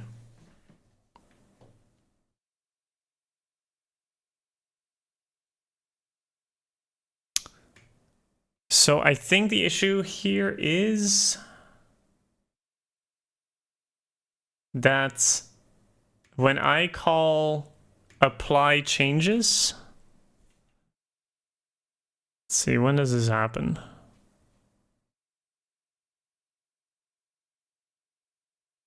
Attachments, filter empty, create look. Okay, we are in create look.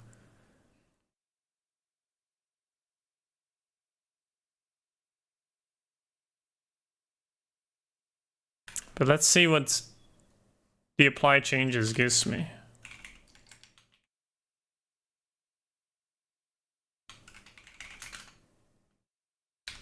Sure. Super verbose, but it's whatever. Whole form state has been nuked because of the crash.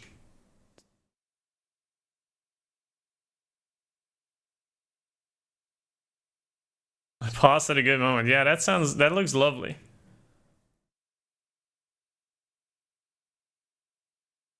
Okay, boom. Form state is gonna get nuked.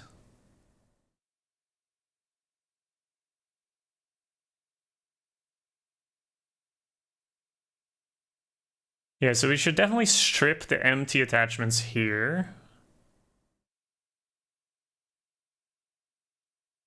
Because then we can require, in that case, we can require the form, we can require the underlying database to always say, I require attachments. No. No. This is good though. This is good though. Correct. So for example, a service will check on the request if a given header is present. If so, it will route the request to the mock server first. If the mock is not present, if 418 is returned, IMTpot, which is the name of the I gave to the project. Nice. And a real call will be made to the external service. Oh, oh, interesting. Okay, so you don't even have to define it. It will just make the call. And then it will say, it will store.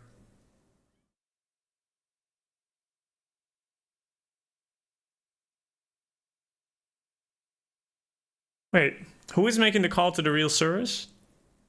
If you're returning 418, does the host project make the real call? Or is your service deciding? Because if you're giving a 418 back, then you can't.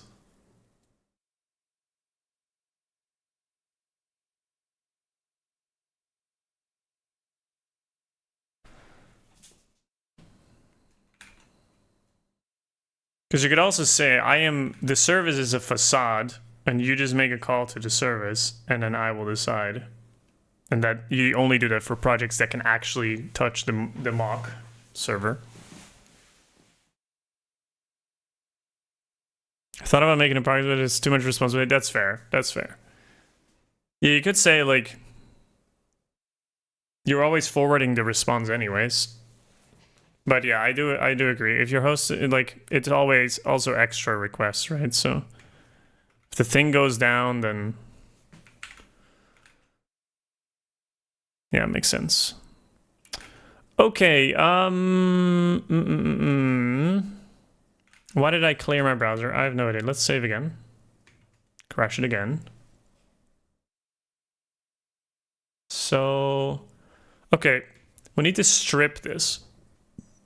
So when we're doing to look forms, I like this actually because this logic is very ugly. I did not know where to put it. I have very ugly logic where I filter empty attachments.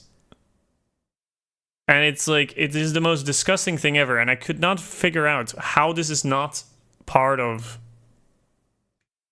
how this is, like, they have this like cast embeds, right? They have cast as sock, so association, and they have all this sort and drop params. But what if I say, just drop it when it's empty? You know, like ignore empty values.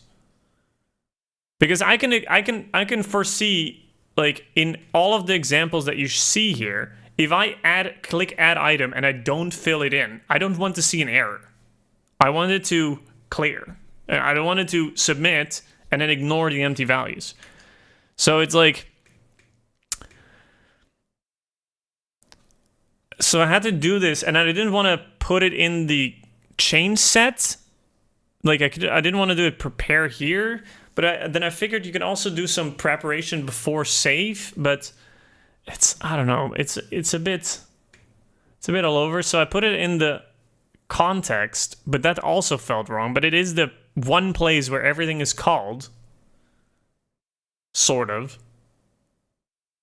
So I figured this would be the best place, but it's also very ugly because it has to go through attachments, check if they are not empty, and then it needs to resort, because if there is a sort key for it, I need to remove that sort key. So, yeah, it felt like I'm solving an issue that feels very common. Because let's say you have this form, right, that they have here in the example. I have this form here, and I want to always render one empty one at the bottom. If you then hit save, like, of course I don't want the empty one to try and be saved and then tell you, oh, like, one item has the wrong validation. It's like, no. But maybe it's a bit of a different issue when you have multiple fields and then they have required. It's like, yeah, I don't know. The main reason for it to exist is one of our clients, which is a large credit card company, has horrible API which goes down multiple times a week, causing development. Oh yeah. I've worked in payments before. I know the feel.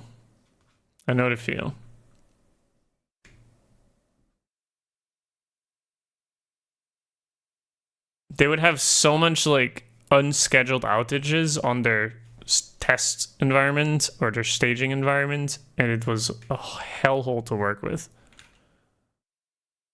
Absolute hellhole. Okay, so let's think about this.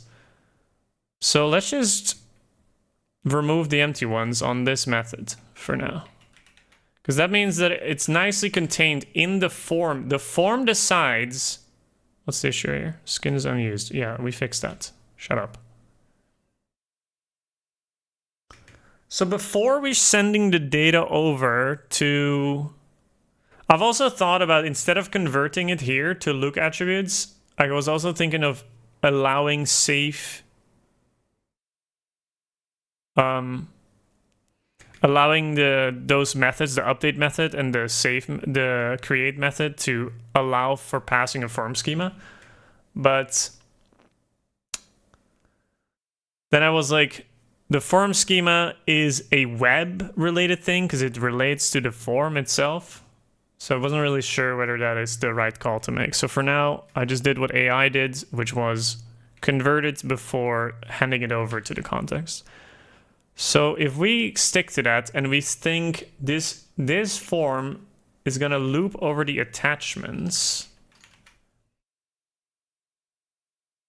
and then we filter out the same. So we kind of do the same as what we do here.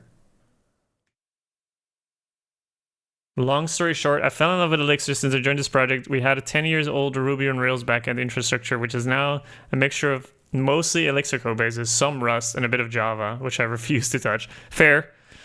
Yeah, I also come from the Ruby world. I now work at a PHP shop. Because I originally come from the Ruby world, but then worked as a front-ender, because I thought front-end was more of my jam.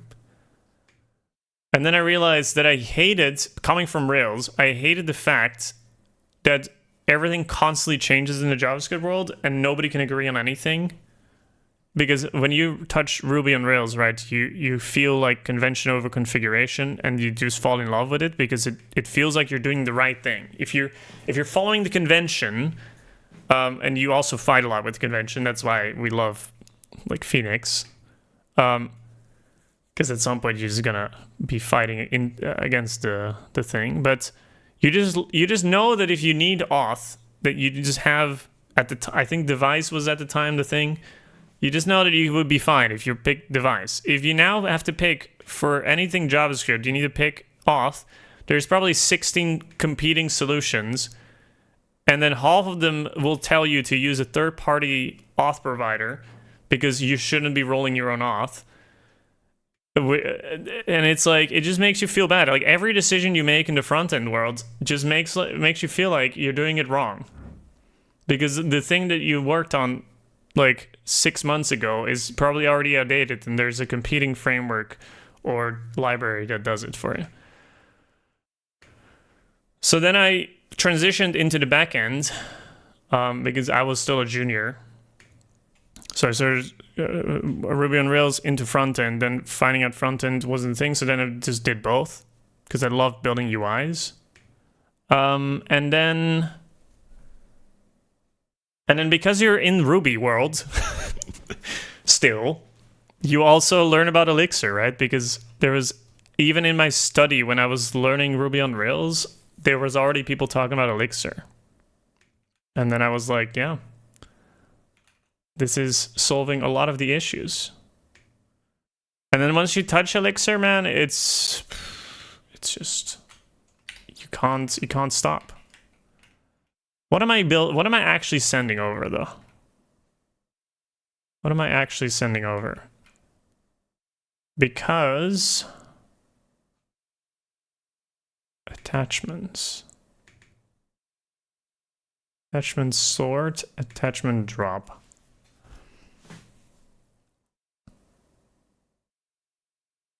Give you packages to title as a word? Yeah. This is the issue when a language does not come with a good standard library. Some people love it. I just hate it. It just never reassures you that whatever you did is correct. And maybe that is on me. Maybe that is on me.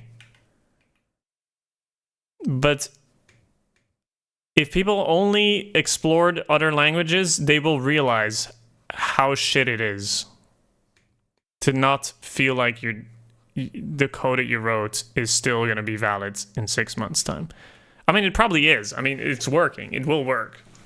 It's just when the next dev comes along, are people going to look at the code and be like, oh, why is this still Redux? Or why is this still this?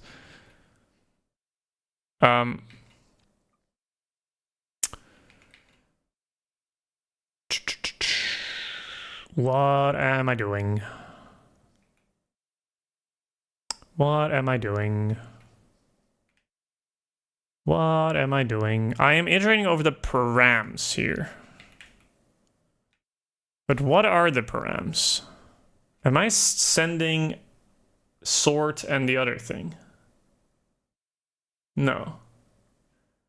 I'm sending myself a flat list of attachments.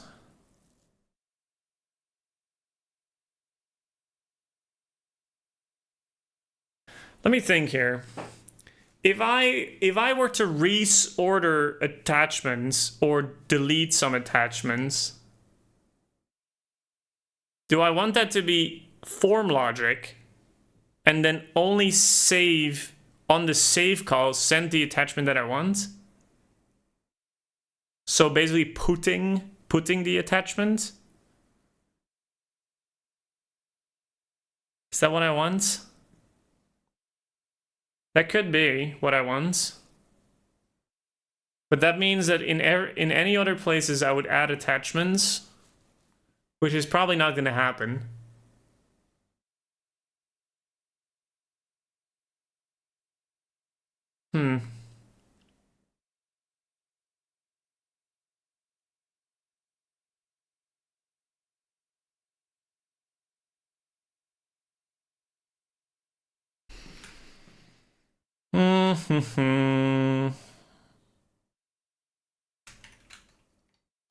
Let's just do it simple.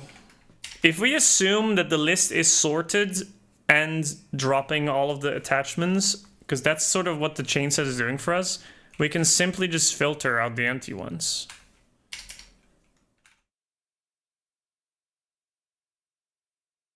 File URL.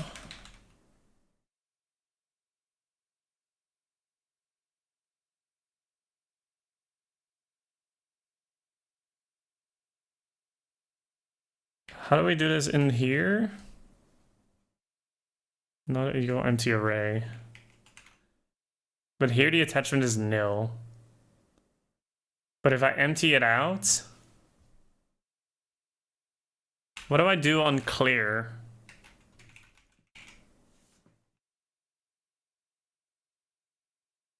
Nil.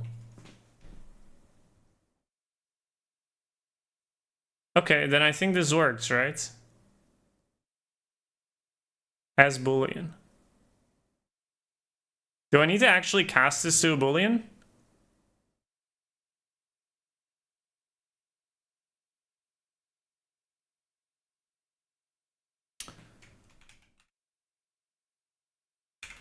I have no idea. Alright, let's try again. Pick the helm. Pick a weapon. Pick another weapon. Pick a name. Hit save. Oh!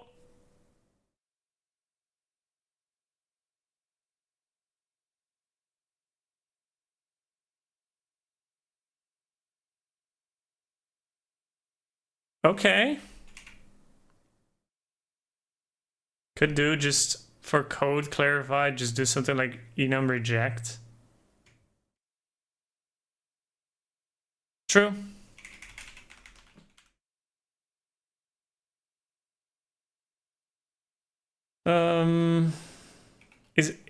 Is nil?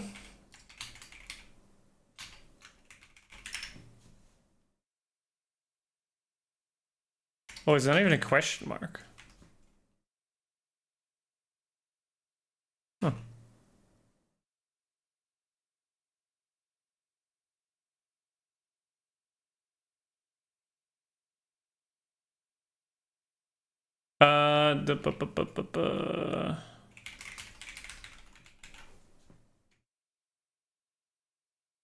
I'm not a big fan of this.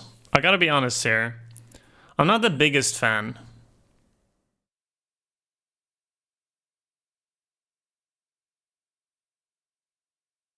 But I'm not ready to think of this too hard yet. So at some point you also need to say this is good enough. And then we're fine. Okay, so what happens? Oh, the helm is being picked. Oh, the architecture is working out. Okay, so we now should have for look 8, we have 3 skins. So the little dance that we're doing now is that... Oh, we're not showing it here yet. Okay. So we still have an issue here, but the little dance that we're doing here, I kind of like that. The fact that we have a flat list in the database, which is nice and performant, and it's not complicated. It's just a join, like a join table that connects 2 tables together. Very simple, but under the hoods, we map it back to a data structure that we like to work with. So now the question is the look object that we're getting in the view here...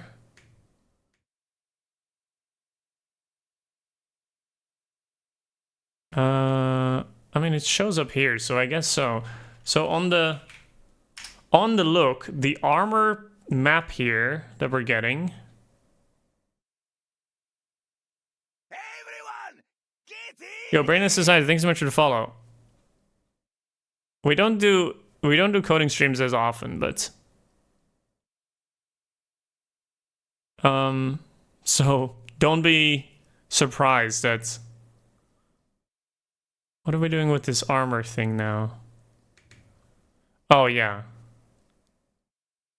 Yeah, so we're creating an armor object that takes the skins and it builds up this armor object. Yeah.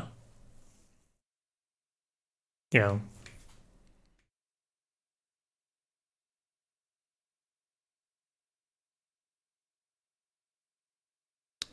Yes, so the weapon skins we have here, we can have infinitely many of those. We have armor skins here. And then if we want, we could add validation to check if the helm skin that you select is actually of the type helm. But, you know, if somebody decides to send a different ID here that is not a helm, and you're gonna end up with like 6 leggings, I do not really care too much about that for now. So that is good. So that is really good. So let me see if the tests still pass.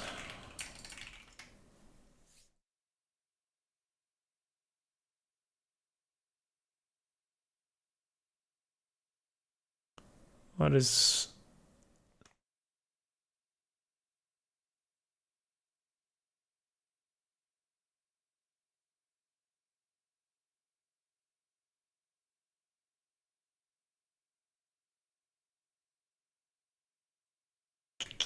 What is my assertion here?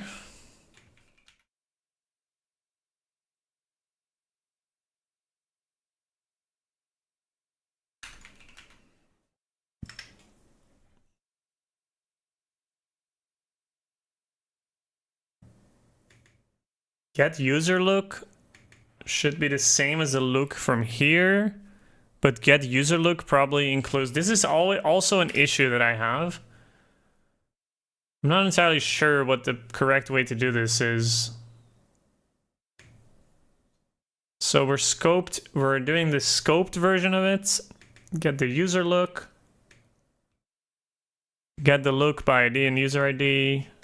Preloads. Detachment and the skins. With cover with armor.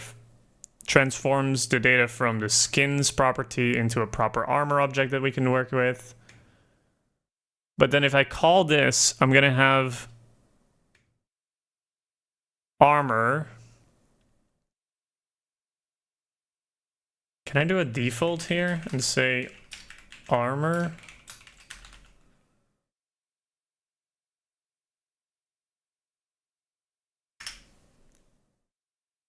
See how happy that somebody's doing Elixir?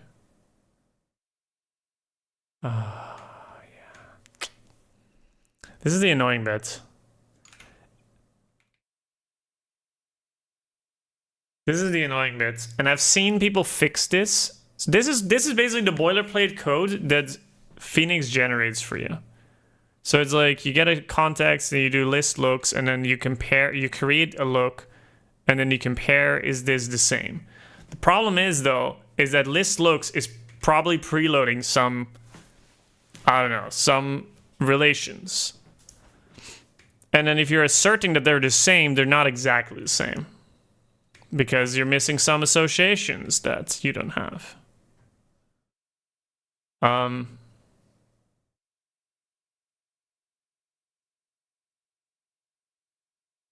See? So I think I just fixed this by just doing this. But I'm not a fan of that either. Because then for every association that I load, and it's more and more and more now, it's... So then they said the fix could be to compare the ID. But then does that work for all of them? It's like I could have empty schemas, you know? But then if you make it explicit and you start fucking mapping fields, then if you add more fields, you need to add more stuff to the tests. So I'm not a fan of that either. But now my tests fail every time I add an extra association, which is I'm also not a fan of. So I'm not really sure yet what I want to do with this.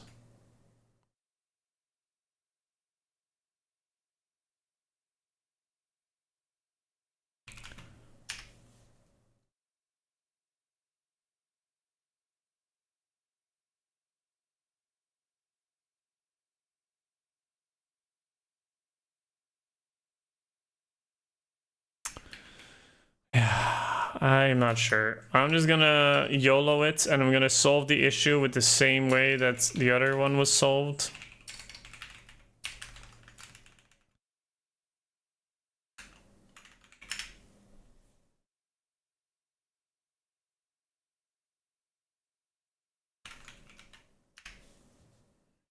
Yo, Bozo. What's poppin'? 39.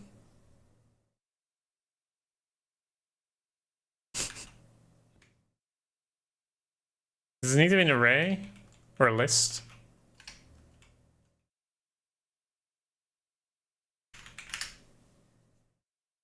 I was doing some web dev? Hell yeah.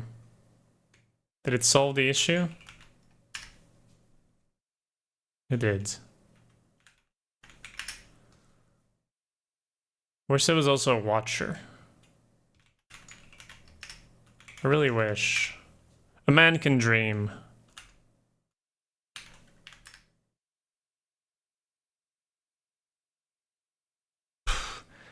Like this is why people hate tests. Looks like not loaded.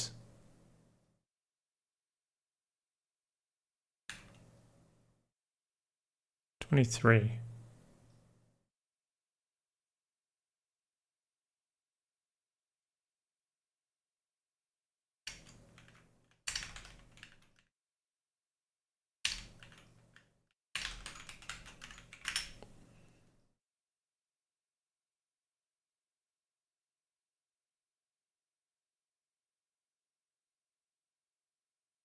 Oh, so list user looks is not loading it. No, it is loading it.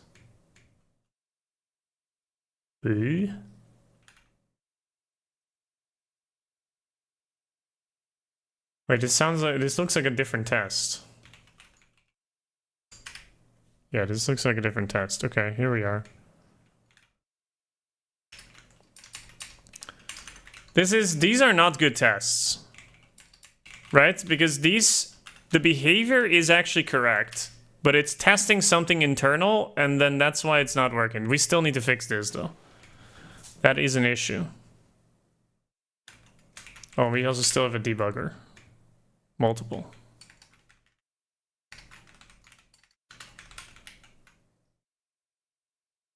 Do we use a chain set for anything else? No. Let's pipe.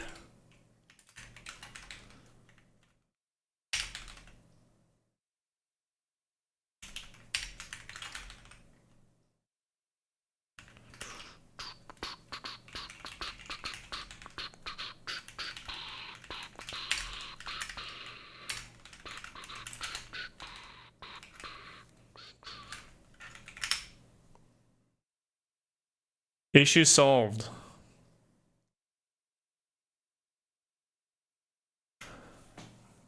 Could not find non-disabled input for look name. That makes sense because that is also renamed.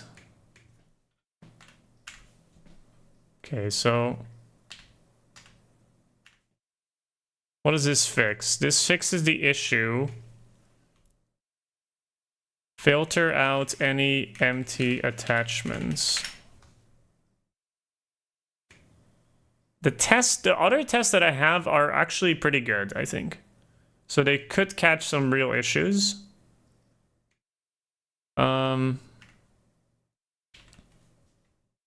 Fix tests related to do. The tests are too brittle and too strict with regards to testing relationships. It's getting annoying. What's up, tits? It's getting annoying. Okay, now the tests, the actual good tests, because these are like sort of pretty integration tests. But some of them are old and they're not using the new Phoenix test yet, like the LiveView test. So some of them are very... Yeah, some of them are a bit like this one. This one is using the old thing and it's like click the thing, follow, render change. Like render change here. It's not ideal. So now this test is failing because it's also testing internals, which is not ideal. So maybe we should refactor the test.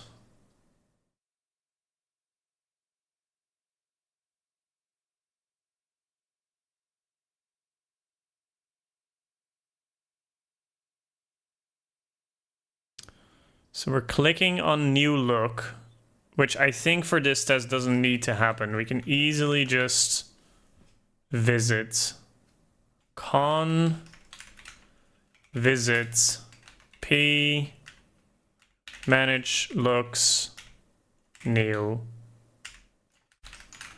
And then I think if we're doing it from the...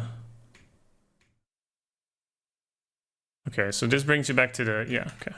That's fine. So we have a new page. Insert the path. New look. We're already asserting that. Okay. So let's just say that this is new page. And then we fill in some shit.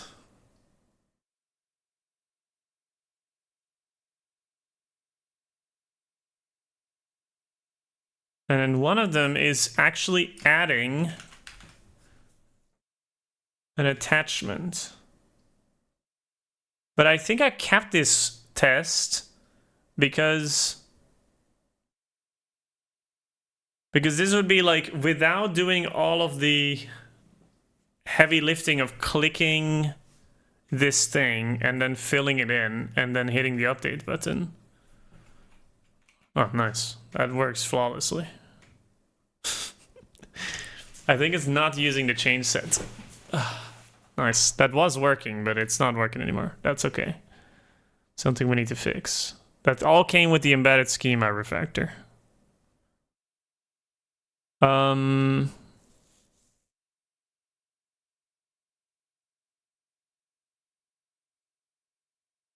So do I still want this test? Because I think I am testing here already. Updates look cover photo in the listing. Well, let's just take this logic. Click edit cover image. Save the look. So I fill in all this stuff.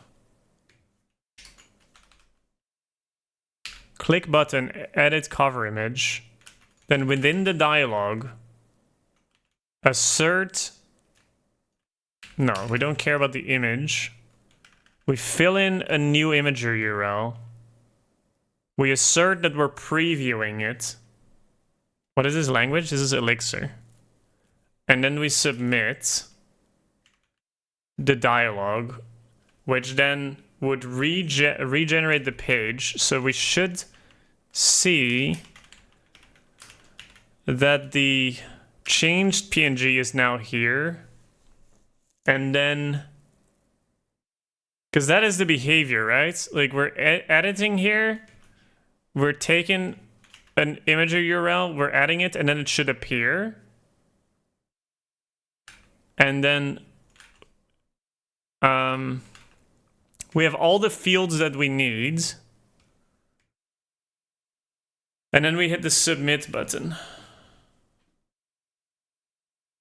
What's up, Chera? So I think that should be majority of this test.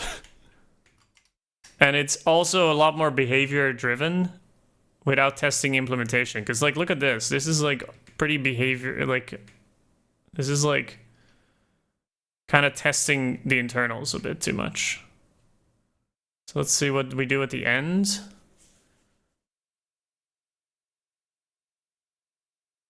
I'm back in fucking WoW. Unlucky. Because when we click the button save look, it brings us... Okay, wait.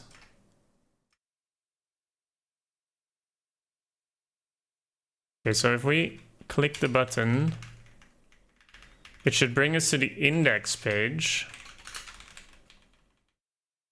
So then on the index page, we can assert this.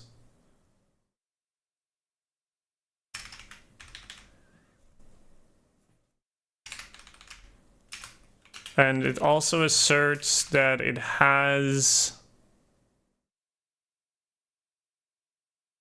the look name there somewhere.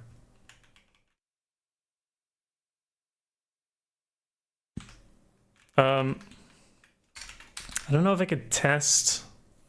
I don't know exactly anymore what that does.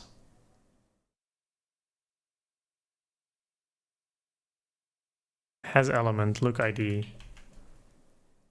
No, that's not what we want. Index live has element, looks ID. What do we want to assert on? That the...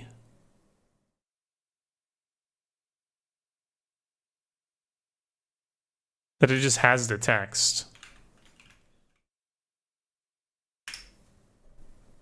What are we working on, team? We're working on GW2Style.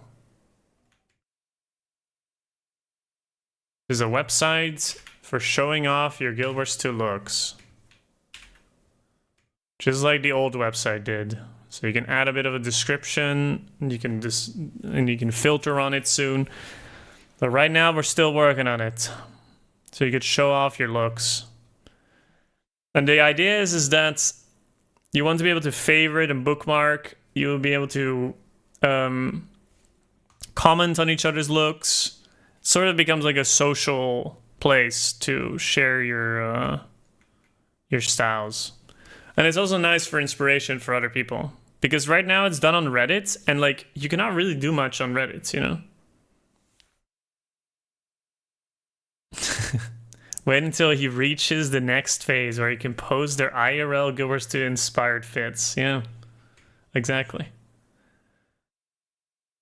It's gonna be irlstyle.com. Okay, what do we want to test?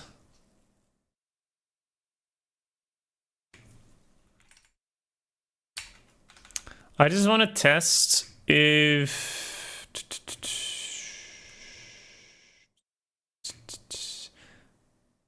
LiveView test. No, that's actually not it. What is the test library again? Phoenix test.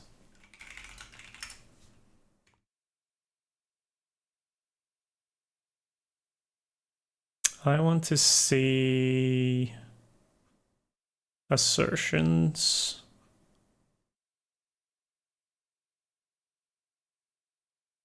Assert that there isn't has one.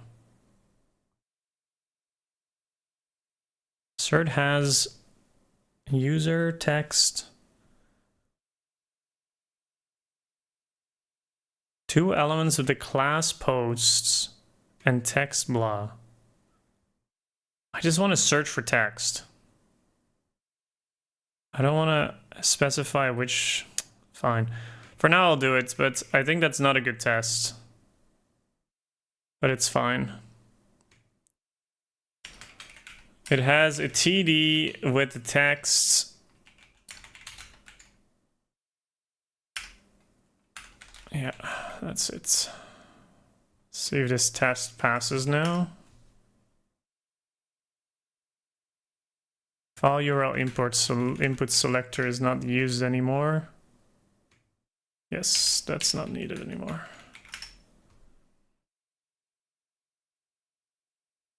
Okay, what is this? Button returns 7 elements, but none of them matched edit cover image. Okay, what does it say? Click here to update your cover image.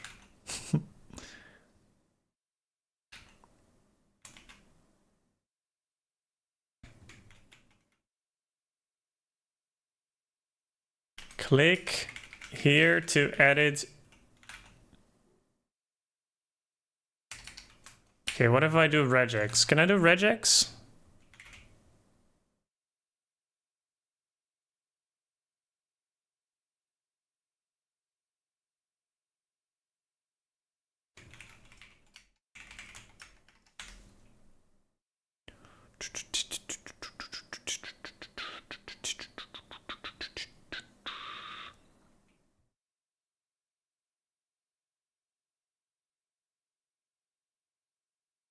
Let's see text.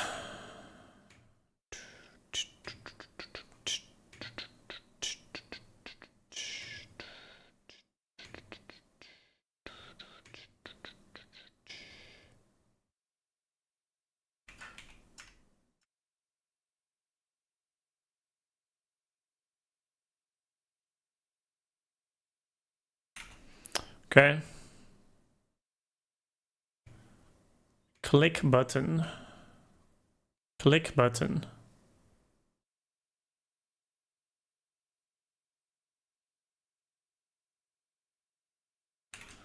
Fine.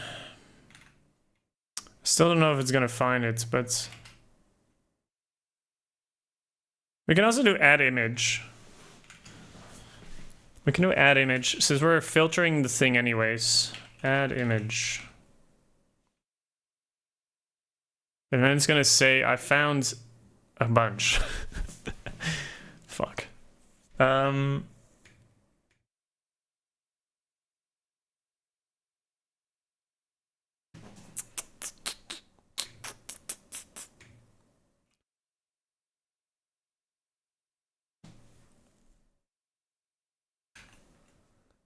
Okay, fine. I'll just run with this. But it's gonna say, like, this is a whole ass button. And this button, if I check the text content, it's gonna be edit cover image.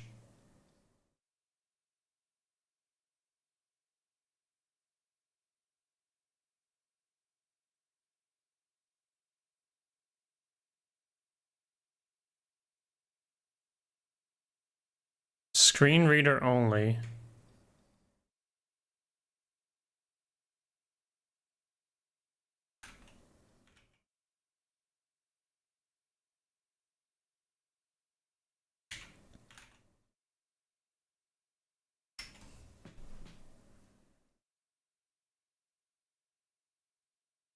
Hey, what happened here?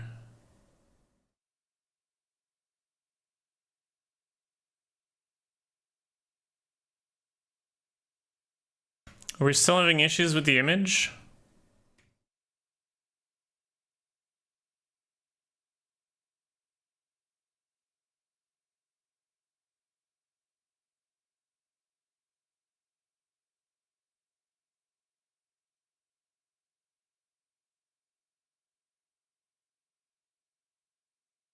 Ah, we do.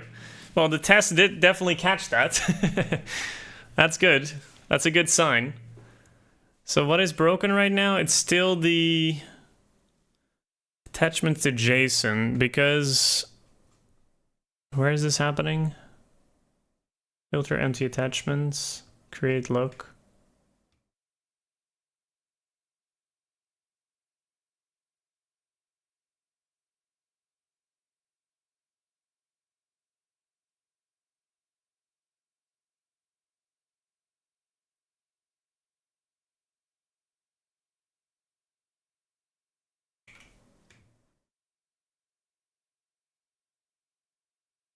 So I need to think here, because we've done some logic. I know that in the form schema, we're doing some logic to...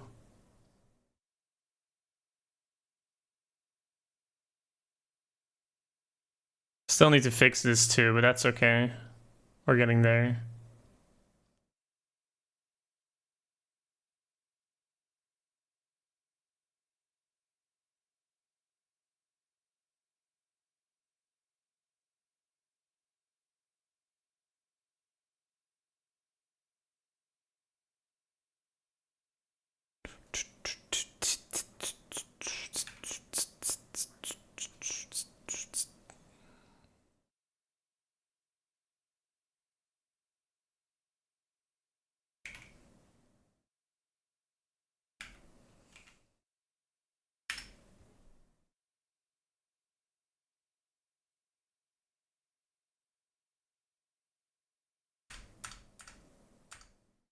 We don't necessarily need to do this anymore.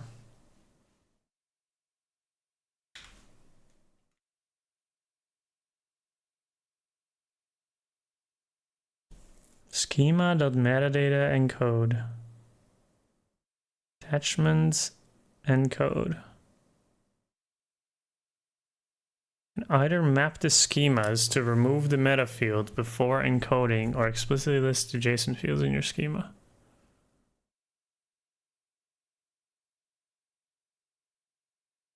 Oh, yeah. Right, okay, I get it. Because we're now... Okay, wait, what are we mapping to? To look attributes.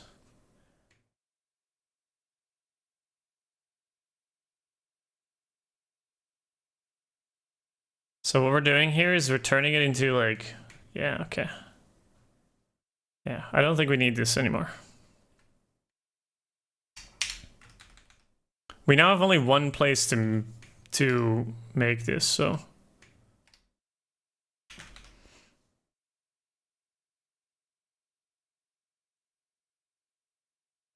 I think it should be fine. Yeah, does it just save again?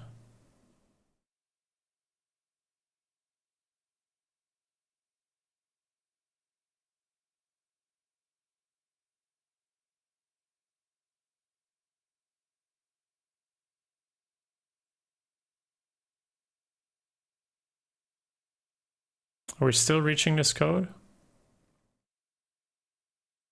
Yes. Okay.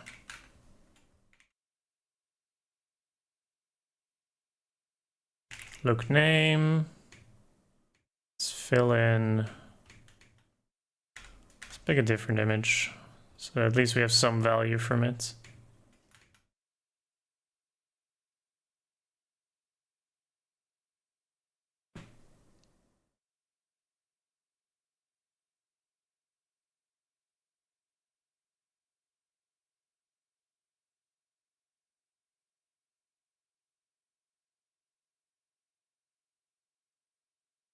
Okay. Same issue? No.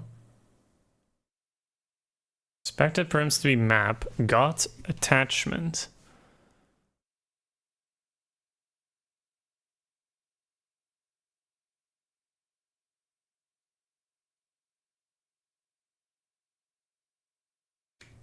Right. That makes sense. I thought you could save an attachment, but then we need to put change maybe. Put embeds.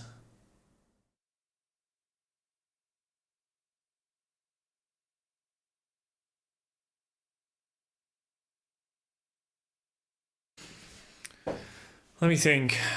Let me think. What makes sense here? What makes sense here?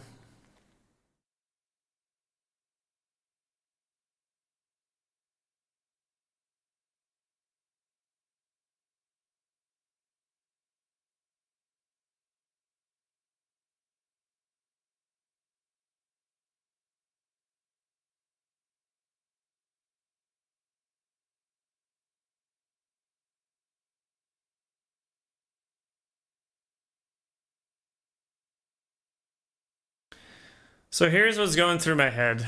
Here's what's going through my head. My head is thinking, where should the boundary be? We can create a look through the looks context. You can apply attributes, and with those attributes, it will try and create a look for you. We're sending it attachments to set, but because our look change sets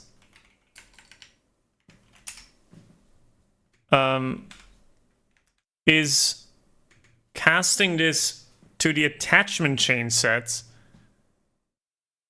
it is checking, are you passing it attachments, and then it's trying to cast it. But it's expecting cast to be a map, but it got a full ass attachment. So what I'm thinking is, should I convert all the attachments into a map and then let the final business logic be done here, because this is like your final one-all, like check, is everything valid before saving it into the database?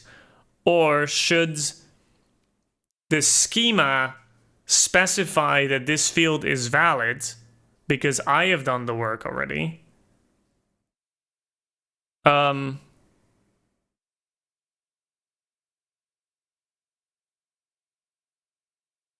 Because otherwise we're doing sort of the work twice.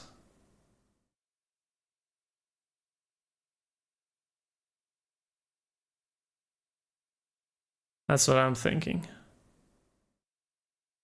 And we still have the issue of like not having an ID, which I don't know how it used to work before that.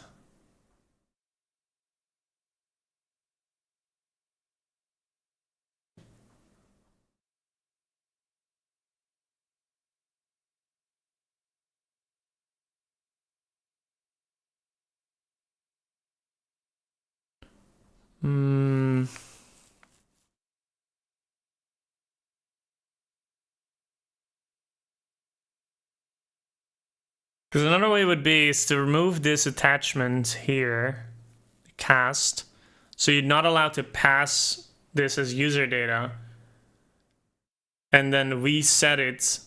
So maybe we can do a from schema, but if this says to look attributes, then let's just make it attributes, right? And then look skins is already being done. And we're not passing sort or drop at the moment.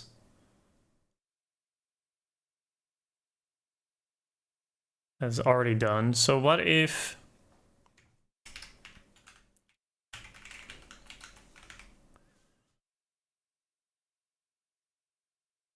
What if we go through this, right? We go through this and then we map it into...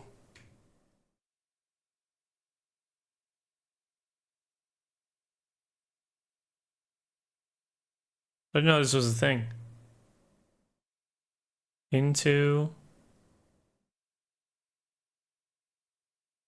Enumerable collectible transform. Enum into an empty map.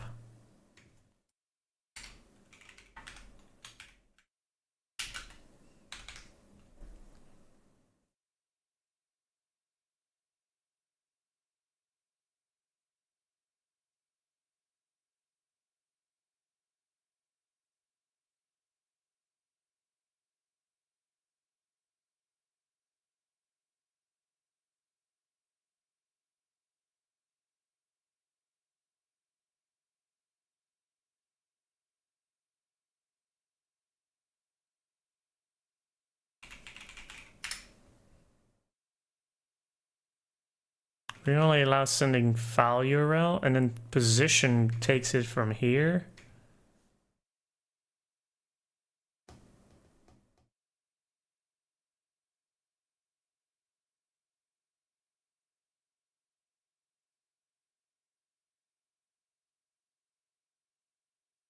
Ooh.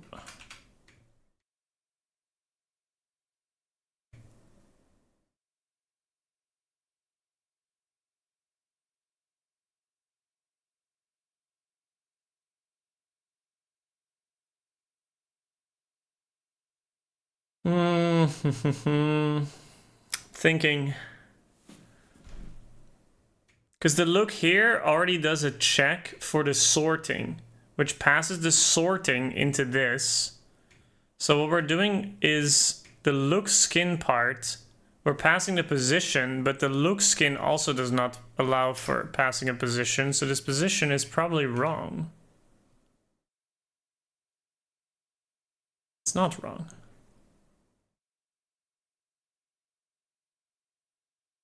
Okay. Well, in that case, let's just try and do the same.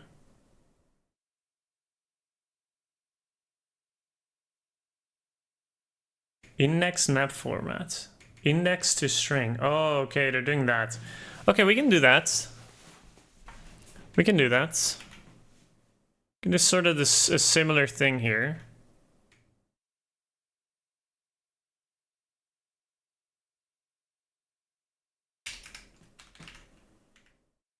This is not skin data, this is now an attachment data. Attachment. And then what we really need to do here is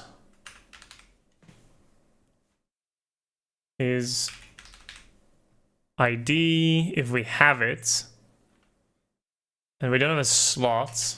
We do have a position.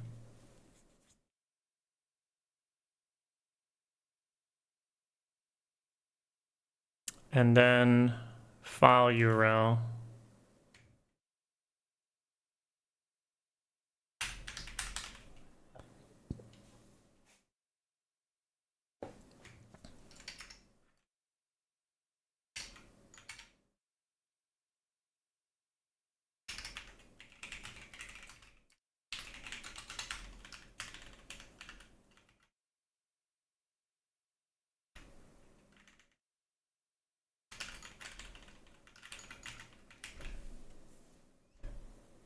Because we know what's in the form, we're only sending the file URL and the position.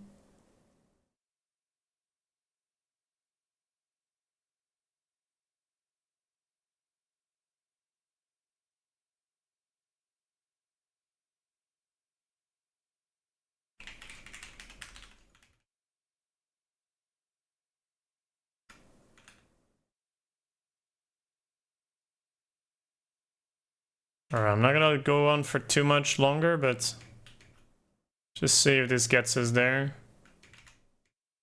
Because then we're making significant progress here. Then we're getting really close.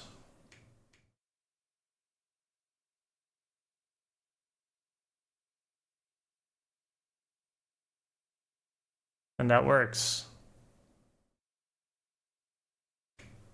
Does editing still work?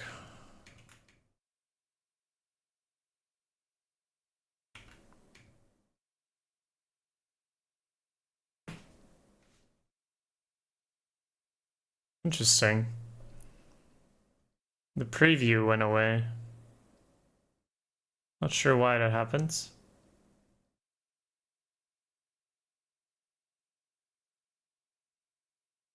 Okay. On replace. Looks skins.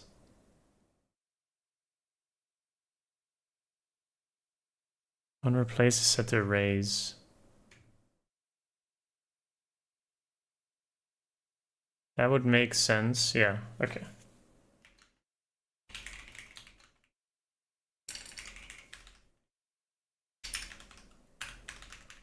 Probably do the same here.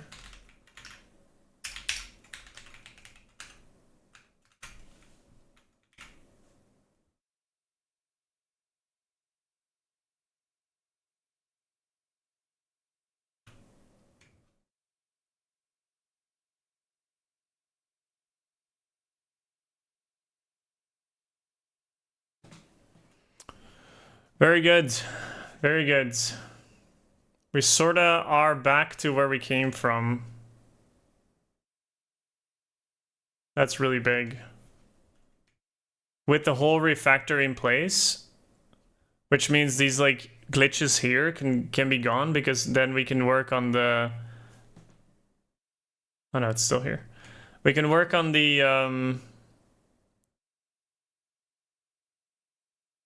autocomplete or the combo box, so we can fill in and do the typing so that the page remains fast.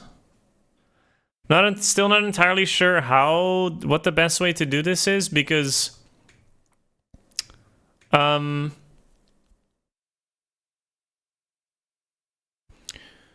here's the thing. These pages are not LiveView.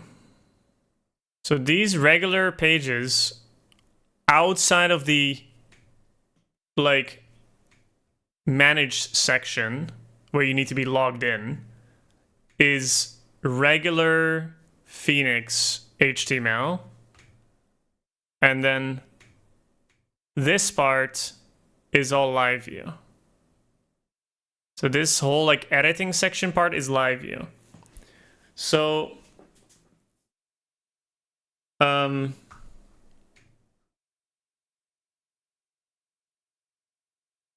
maybe in the future we'll change that, but that is how it is for now.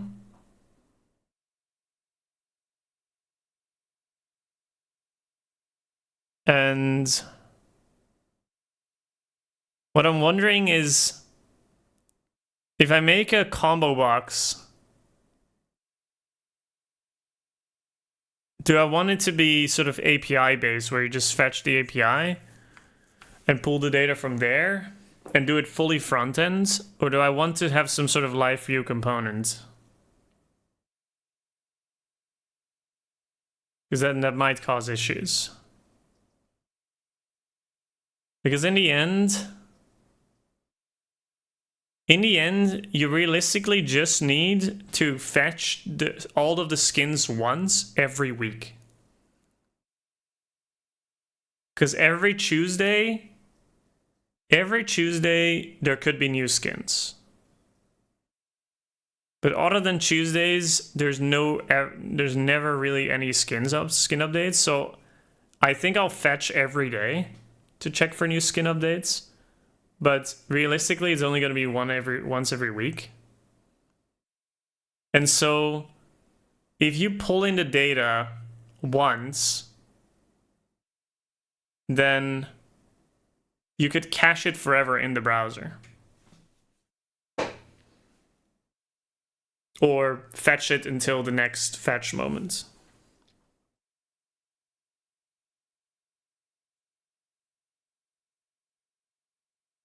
And even then, I don't think ArenaNet really often updates very old skins.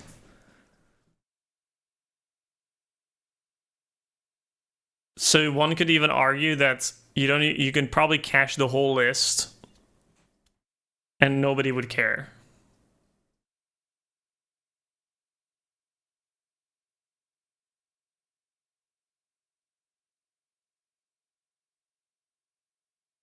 But yeah. So that's what I'm thinking. So I think the next part is the combo box. We have everything working. Let's fix the test and then we call it. So the test should maybe pass now. We still have this issue though. Not entirely sure.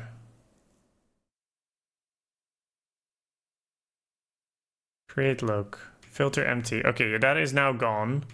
We don't filter empty anymore.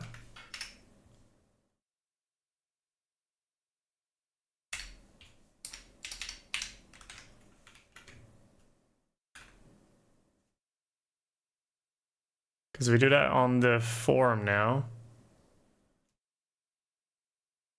Should empty. Wait, oh, this is old, I think. It is once every week, kind of, unless there is events that starts off script. Yeah, exactly. So I think once a day is fine.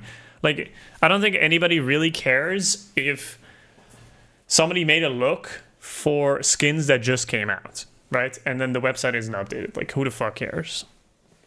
And then if that's ever the case, then they should just send me a message, and then the next day is gonna be fixed. So it's like, I don't really think I need to accompany for that. Look fixtures, set attachments, update, attributes.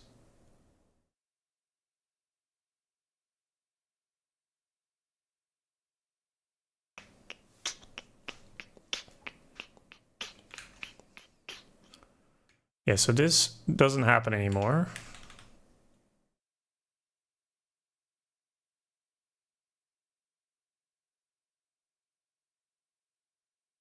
So realistically, persistent ID.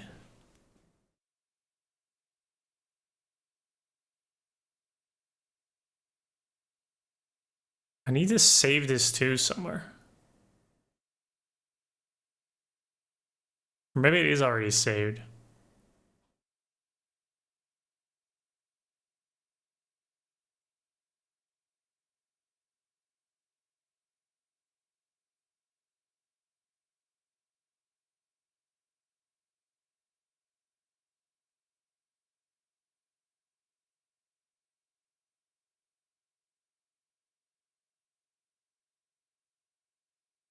Yeah, I need to check. I need to check with this conversion thing whether I still get this persistent ID, but 0, 1, 2, 3. Drop 1. This one is gone. Sort 2, 0, 3 is not there. Okay, that fixed the...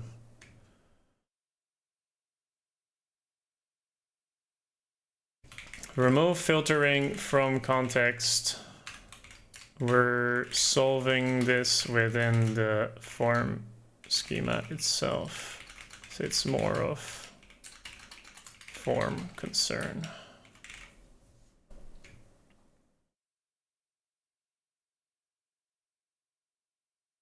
Move filtering of empty attachments to form. It should be part of that.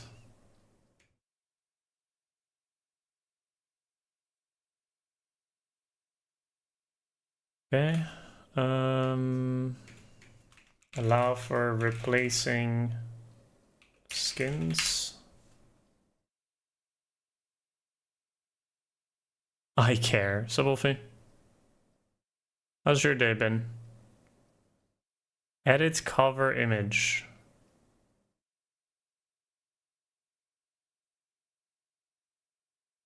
Preview, click here to update your cover image. Yeah, this is the issue that I thought would be there. Yeah, this is a bit of an issue. Because now the text of the button I think it's also a little bit of a restriction on the library, but this is actually the issue. The screen reader would read edit cover image. Click here to update your cover image. So I think what we can do is get rid of the edit cover image part, because now we have text that explains it. Because we say preview, click here to update your cover image. Regex Elixir. Let me see if regex actually works. That's what I was thinking. So let's see if regex works.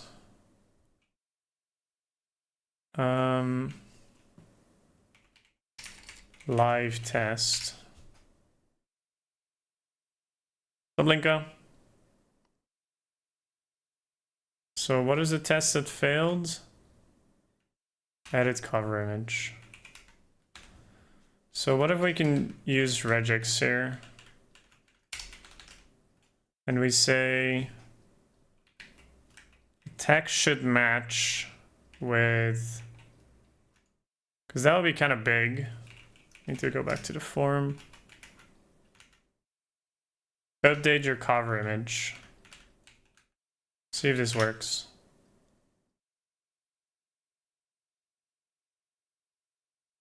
Did it work?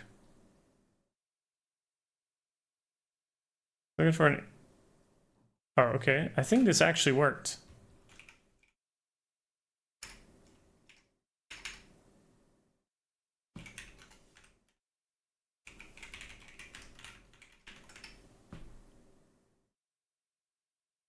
Lazy HTML. No function matching, Phoenix query 3. Is binary text. Yeah, this is what I was thinking already.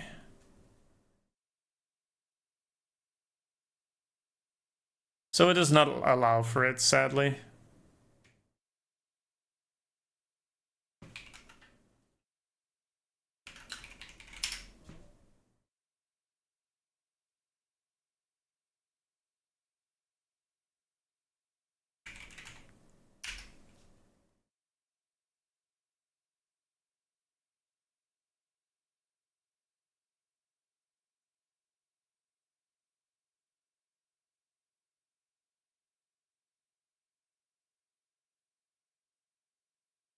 Find by role.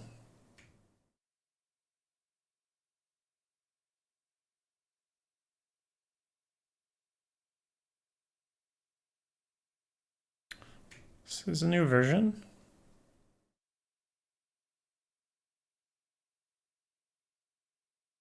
Zero 0.8.2 last week. Oh.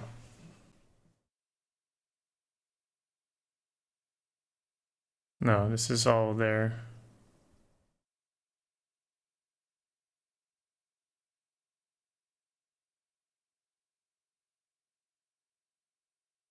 Visit visits. Click link, click link. Click a button. Within. Fill in, fill in. Select. Yep. Yeah, I think this is just the public API that we saw.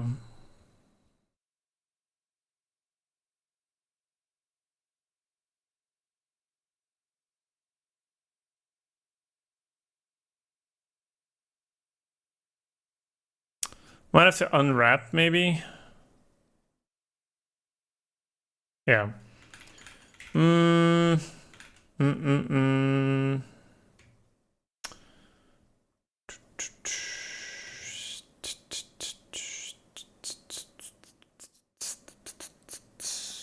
What are you working on? I'm working on the GW2Style website.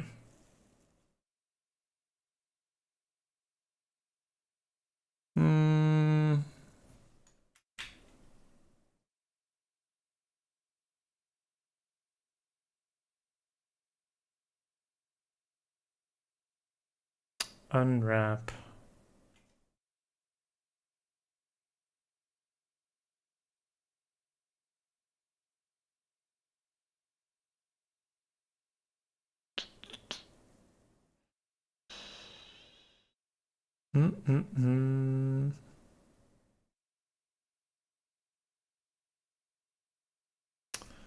Yeah, so I guess I changed this code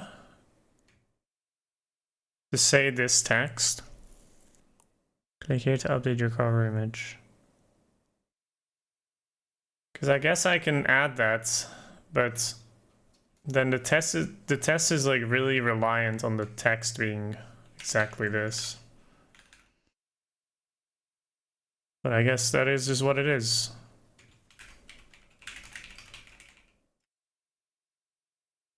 Preview. Click here to update your cover image.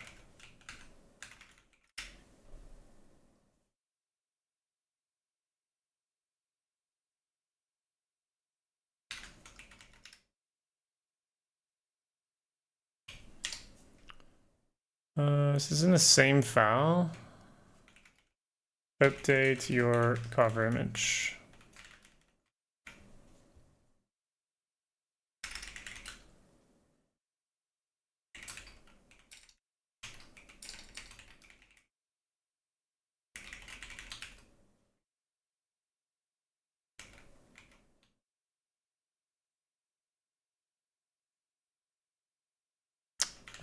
So this is just text. Maybe I'll just...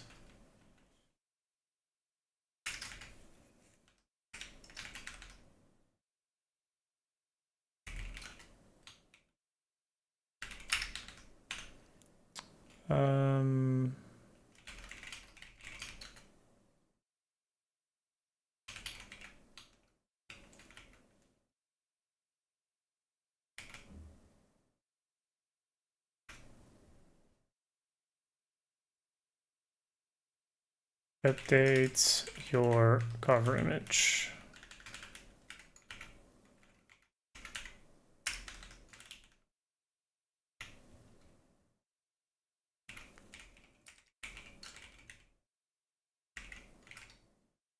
What was the other thing?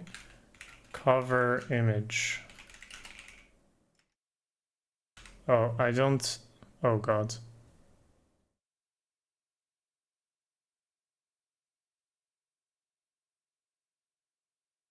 Here. Let's see. Oh, what is this? I could not find the selector. Found some elements.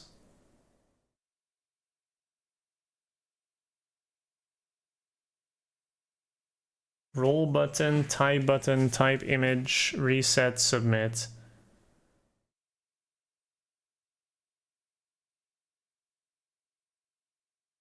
Let me change it back. What was the test before?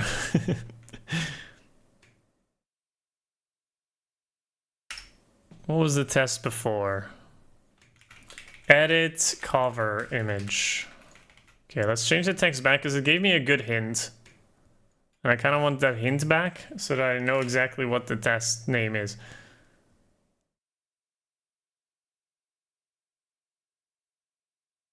Oh, it doesn't tell me now. I thought it told me earlier. Click here to upload your cover image. Okay, so what if I change it to that?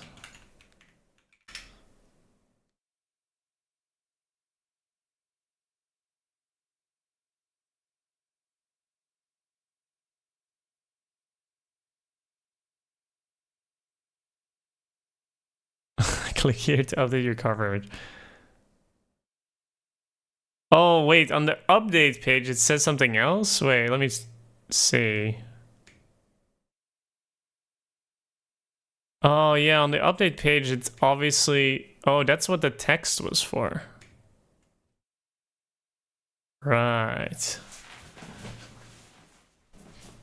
That makes sense. So we change this.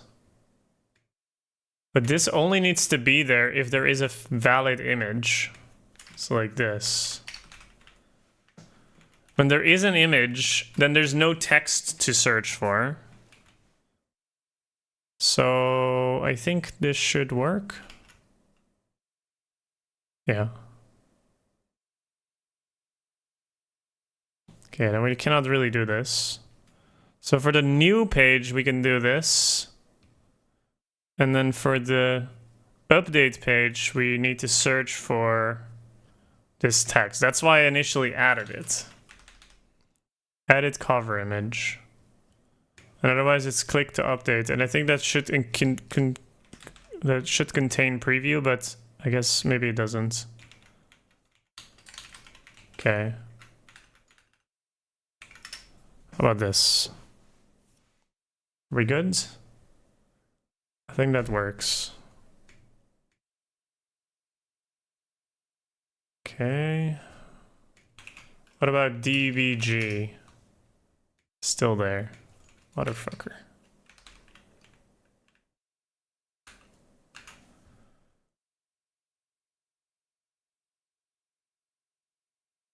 Only show edit cover image when image is present. Remove debug. Refactor new test with Phoenix test. We were testing implementation details rather than proper asserting that the behavior is correct. Okay, now we have still a couple tests and we have this warning that we need to fix, but I don't think we're gonna do that today. Okay, what is going on here? Can save with attachment. Visit manage looks new. Expected path to be managed looks.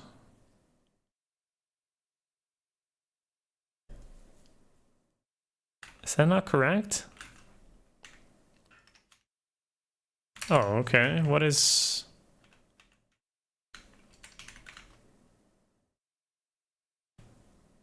Then what is on the page?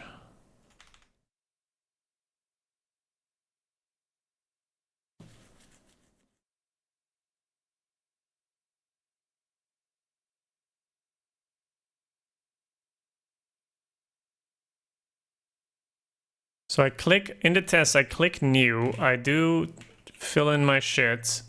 It's really slow. Then I fill in all this shit. What else do I do? Look name, even the description, race, gender, armor, class. And then I click on click to update your cover image. And then the dialog appears. And then it should say, within a dialog, it should say assert has. Oh, it's a span? It's not even a header? Oh, it is a H1, okay. H1 with the text. Edit photo. It's also weird, right? I'm using pictures here, and then photo here, and then image here. So, oh, that also doesn't work anymore. Or is it... Wait, what happened? Huh. I don't know what happened there. Let's see if this tests... How this test works now. Okay, still the same. So we are in the context window here. We can see that it is asserted that this exists. Then we click Save Look. And then what? Save look.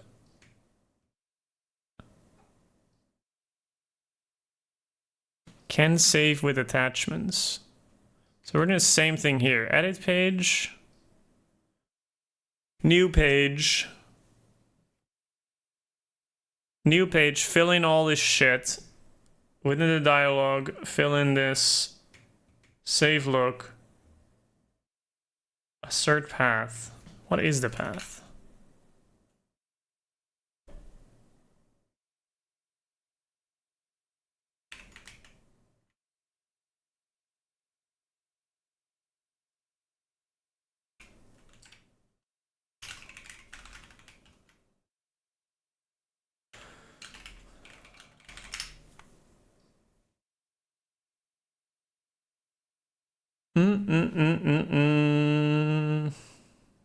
Path is still here.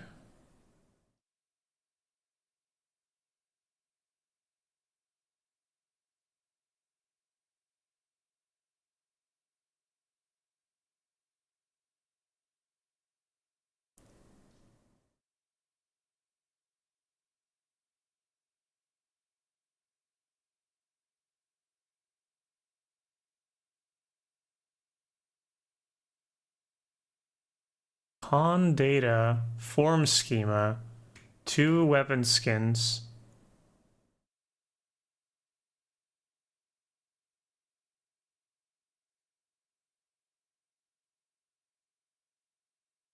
Wait, can I create without weapon skins? Fill this in. Fill this, fill that. No weapon skins. Preview. Take an image.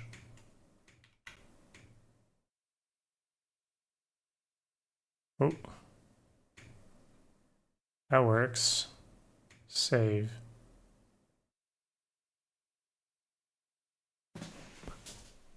Huh? Also, all of the attachments are gone? What happened?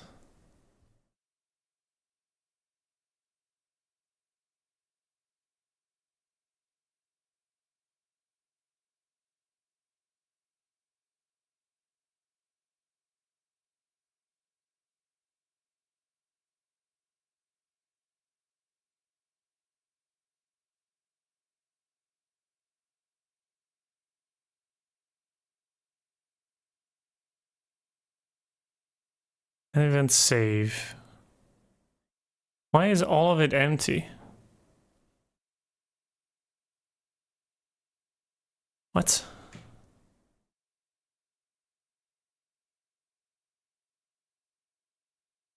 Wait, is that correct? Hold up. I fill this shit in.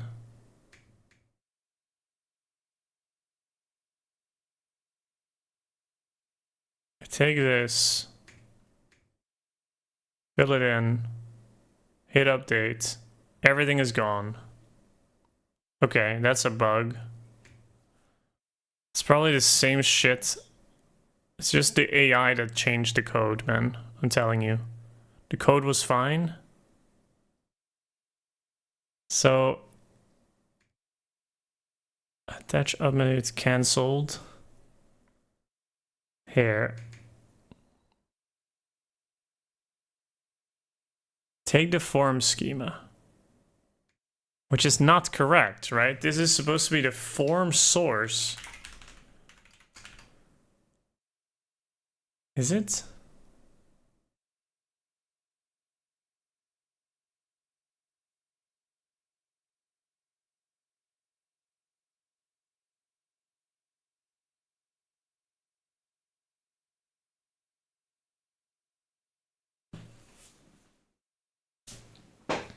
I think the code that we had worked better.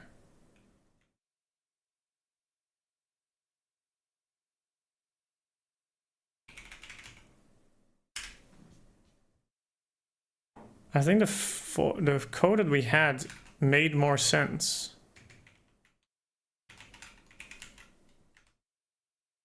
Take the current form, get the field.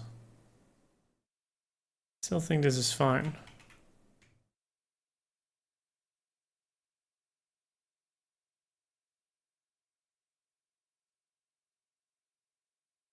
Changing the chain set. Changing the chain set, but not the underlying look. Makes sense. I think this works fine. So I fill in a look name. I paste in a night.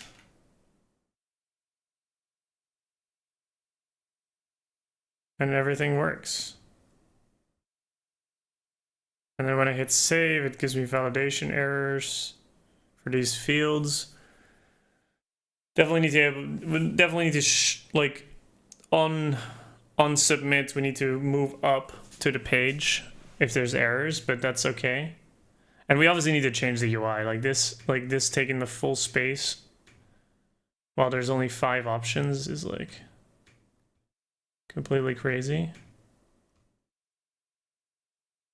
Okay, that works now. So there was a little bit of a bug in the code.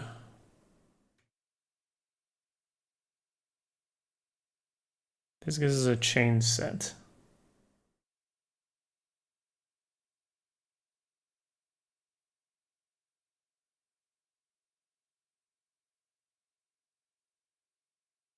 I don't think we need to update the form schema because that hasn't changed. So we just change the change set based on the value that changes. Because on validate, we're also only changing the form. Yeah, I think this makes sense.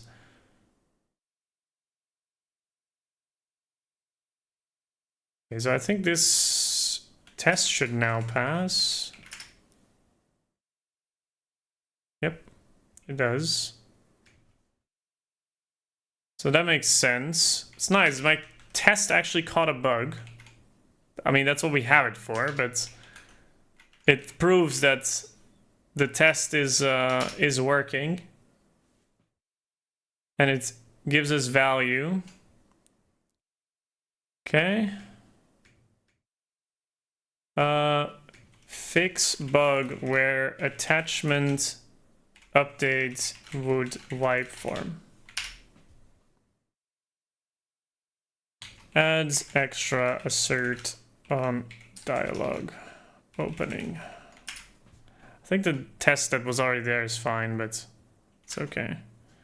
And then our last test that's failing is probably related to look not being there anymore. This is also an old one.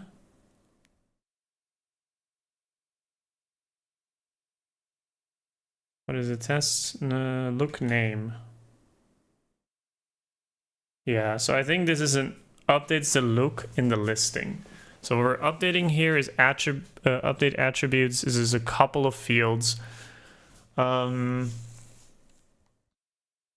think we can easily refactor this with just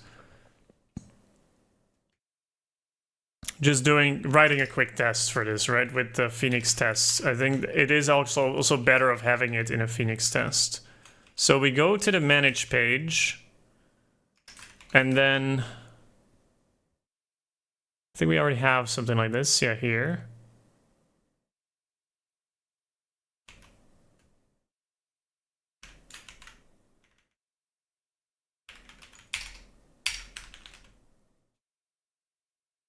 We click on the look edit button. We go to the edit page, we assert that the edit page is there. And then we do exactly like this, except that we're filling in all of the thingies. Just like we're doing here. So basically this. So on the edit page, we fill in the look name with all of the update attributes. And then it should send us back to the overview page. And then on the overview page, we want to assert that it updated successfully.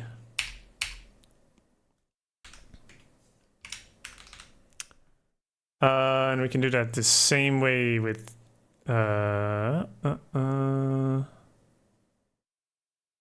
this. Index page should has element td text name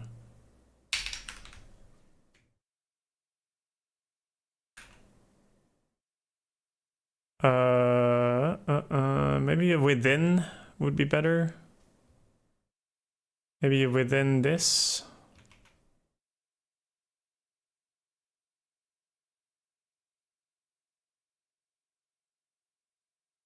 So when do you think all of this will be done? It's a good question. I think we're getting really close to the meat of the thing, right? Which is being able to add all this. So I think I hope to be soon, but I'm not really in a rush. I hope it's done before the expansion, but I doubt that will happen. Because then I could maybe lift on the hype of the expansion, but I doubt that that will be the case.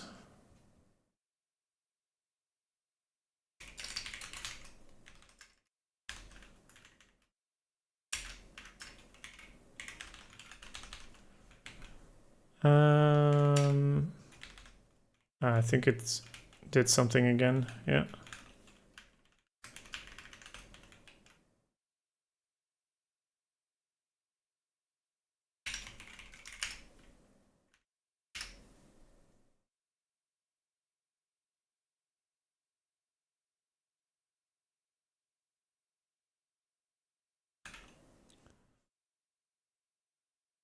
What is up here? So the index page should have this. What else should it have?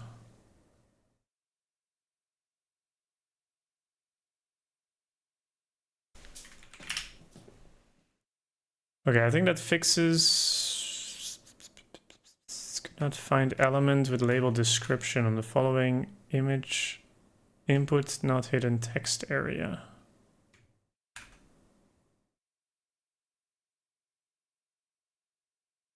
Says it here, description.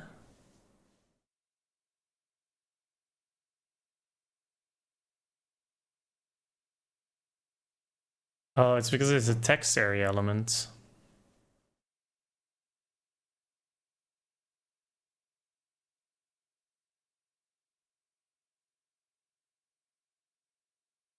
I think this is not Phoenix test.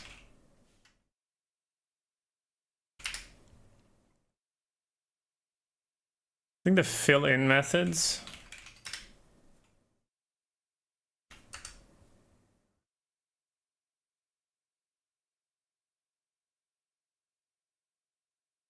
Oh, it does search for text area. Fill-in label. Find inputs.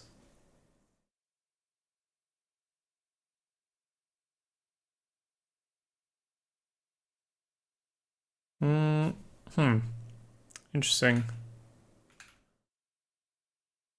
Description. So this is when editing, right? So when editing, description, text area, label, text area, norms.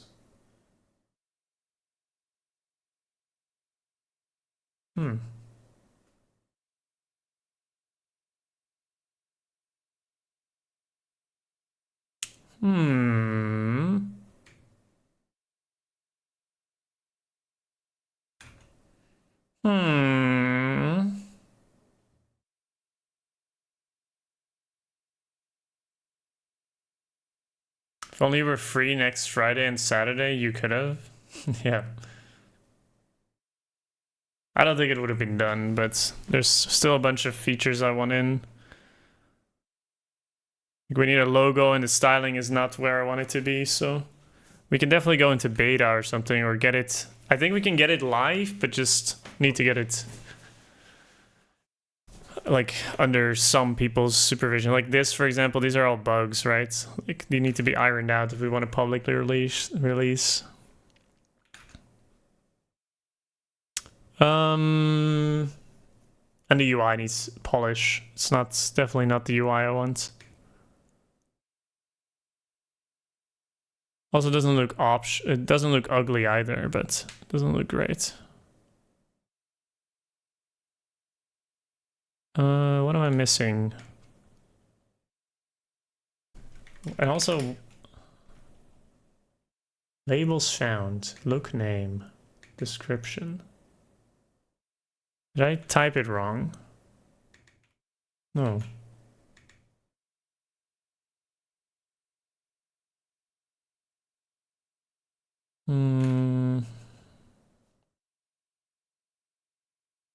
What tests are we talking about?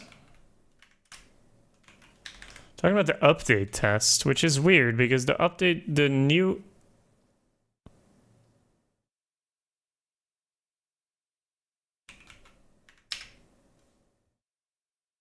Yeah, so the new page works with filling in the description, but then the edit page does not.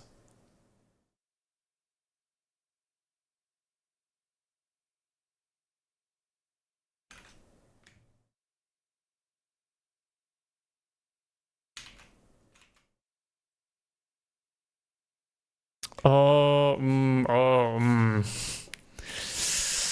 yeah.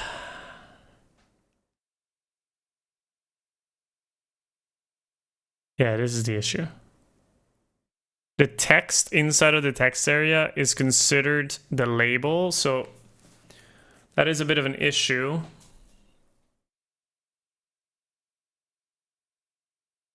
I think this is a bug in the testing library, in a sense. Because you're telling it to fill in. So I think we just skip the description. It doesn't really matter. It's not a mandatory thing.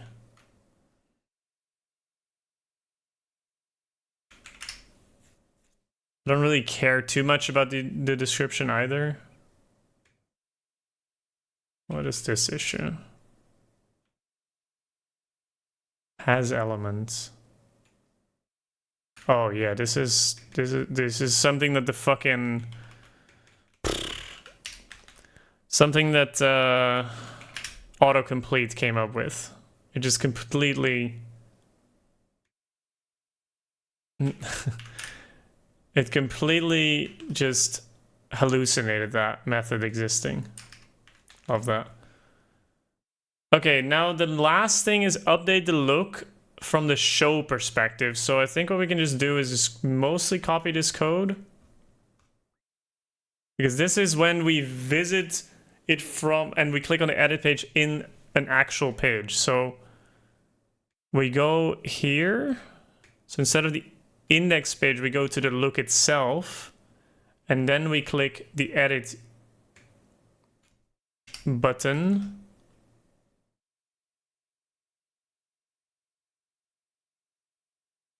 Click link. I don't think I need to pass this. And then I assert the path that is this, and then return to show. And then this is the show page.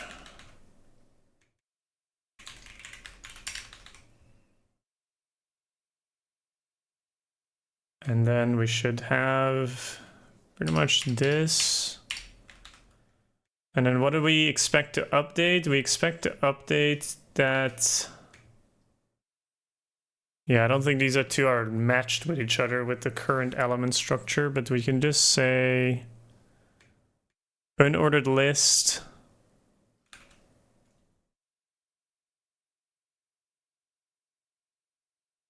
The show page assert has only text updated name. Failure.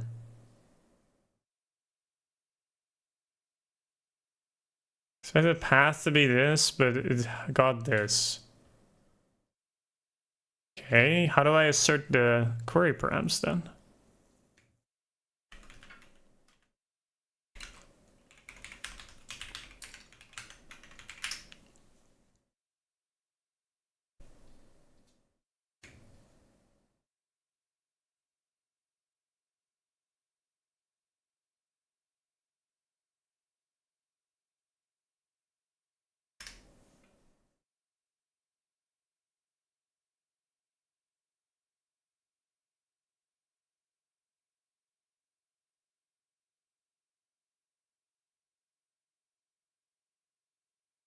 So we are on a show page.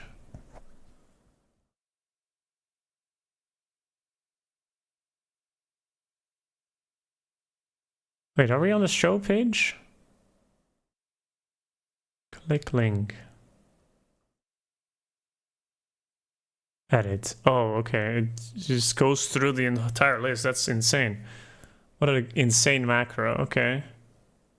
So now we are at show look.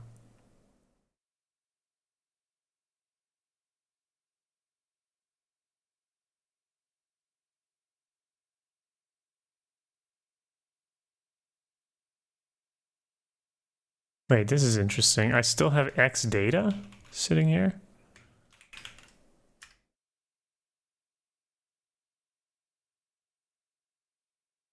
Oh, yeah, wait, I do use this.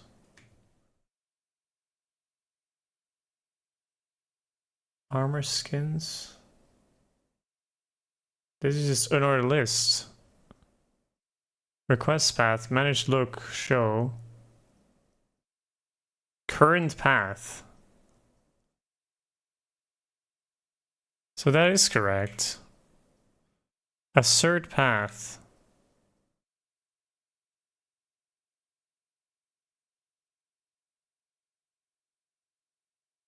So what is the assertion then? What is wrong? I can literally see that the current path is this. Assert path. Assertions.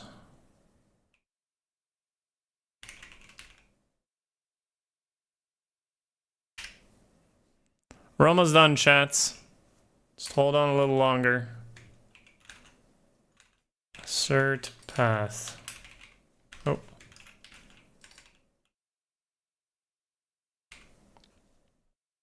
Current path. Path matches. Oh, it's doing a URI parse. Oh, query param. I can pass query params. Okay. Cool. And query params is a keyword. Query params. And then assert query params is what? String query values.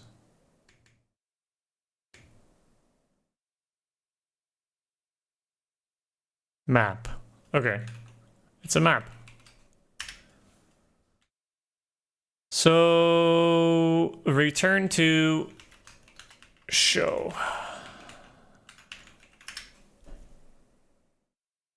There we go. We did it. Sweet. Okay, now we still have all of these warnings. Invalid attribute is not used. Oh, that's actually... yes.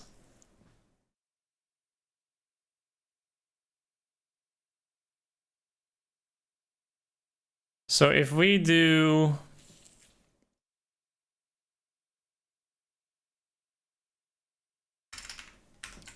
new page equals new page... submit.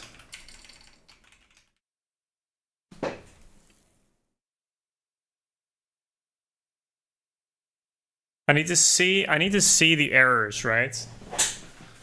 Does this work?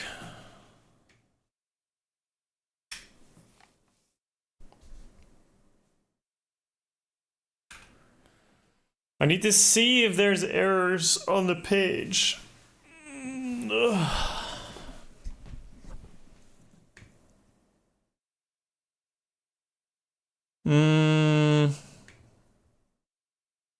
Or do I just test happy path? Because I'm not testing validation errors here and that they're showing up.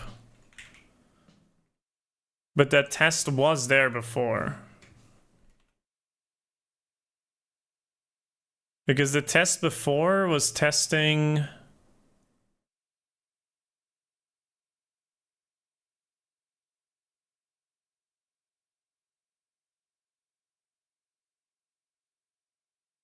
the test before was checking invalid attributes and then can't be blank.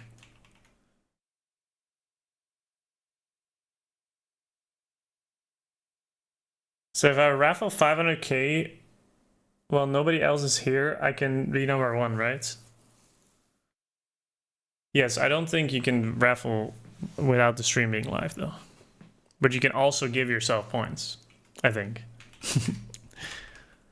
So what if I fill in look name with empty string? And then I submit.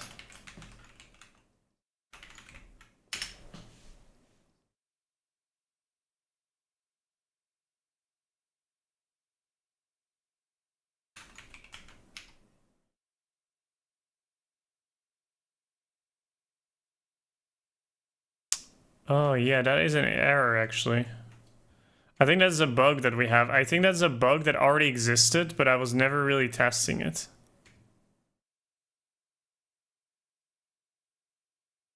The bug being that if I fill in a look name and I hit submit, that all the attachments go away.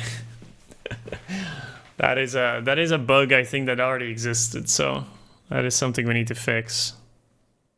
But now that we have more form control, I think that's going to be very easy to fix.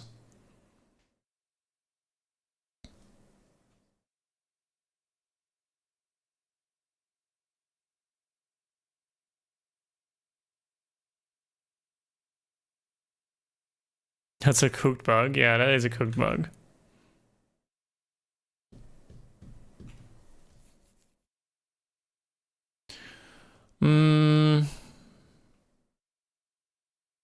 So that bug makes sense. How do I want to tackle this? Because I know about this bug, but I want to fix it. But not in this pull request, because this already existed. So I need a test. I'm almost inclined to write a test that does the wrong behavior, because that is what I assert is the current behavior. And then I can make another PR that fixes it and deletes the test or changes the test to make it work. But that would be overkill, I think. So I think I'll leave this test for what it is.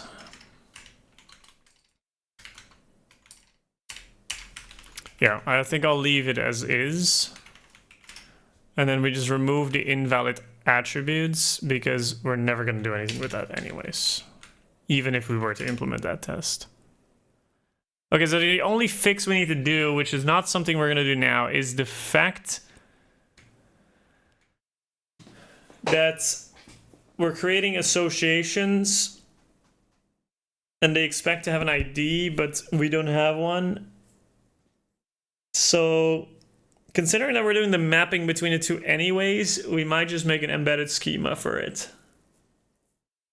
And then that should, under the hood, be fixing itself.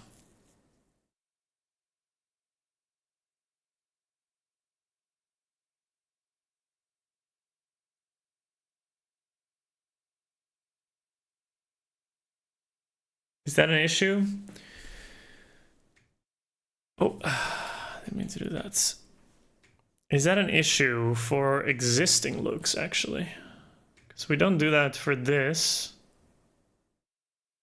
We're not rendering an empty weapon anyways, but what if I change this? Did I change this one? Or this one? See, the weapon skin is gone. Or was that already gone? I'm not sure. Let's test it on this one. So we have, oh, this one is fixed. So Alabaster Spider Spear, we're changing ASDF look 9. And we're changing this to Charged Warhorn. And it's working. Okay. So for 9, let's see. This is the charged storm color warhorn, right? So if I change this, does it delete the thing and create a new one, or does it just change this thing? That's what I'm wondering.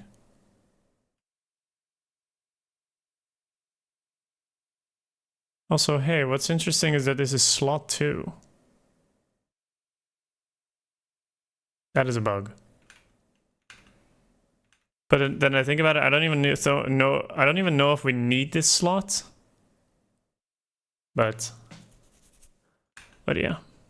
It could be group by doing slot a lot easier instead of the group by that we're doing now. But yeah. Okay, I changed this to something else. Comet Hammer. It is now 9,510. Hit save. Did it update? I don't... Wait. 68 and 67. Did it create new ones every time? Because I don't think we have to do that.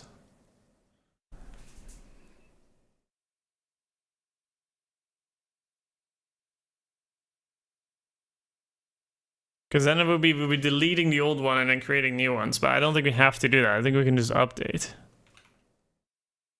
Crying Thorn. So ID 68, right? I save, refresh, 68. Yeah, so it updated both. So it basically delete all and then update. So I think if we do... But I think that's necessary for the embed many, actually. I think that's necessary for the embed many.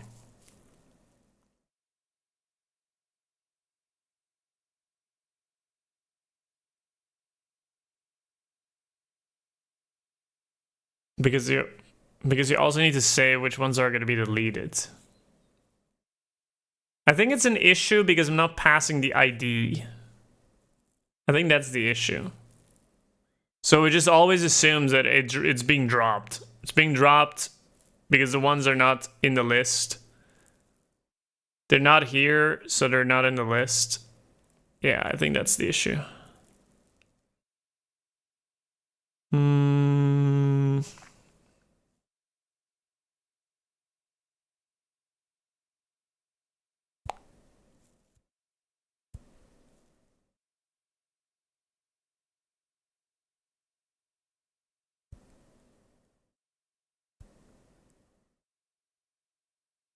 Yeah, that's something to figure out. So that's basically our to-do here. So let's update the tests because they're passing now. Yeah.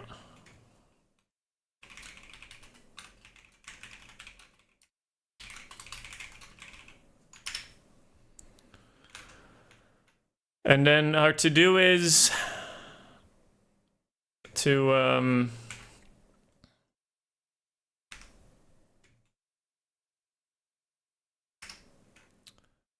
to-dos. Actually, we can do it in the pull request, I think.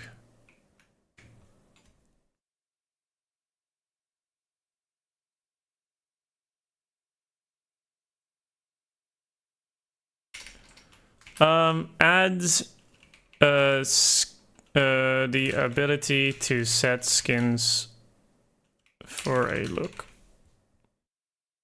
This definitely needs some work anyways, but let's just put it in a pull request. It's gonna be a lot of code already.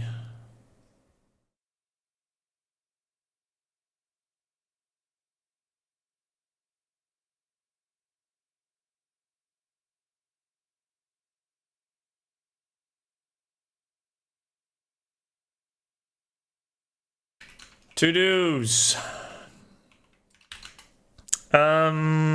Fix the bug or fix the warning.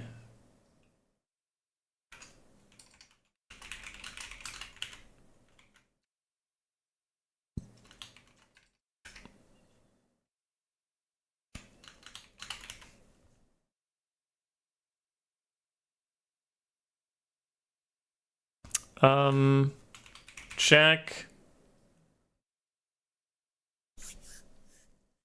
persistent ID for weapon skins. We're currently creating all skins every time.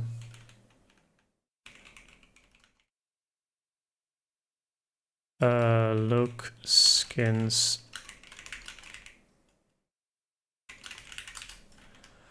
What else is there?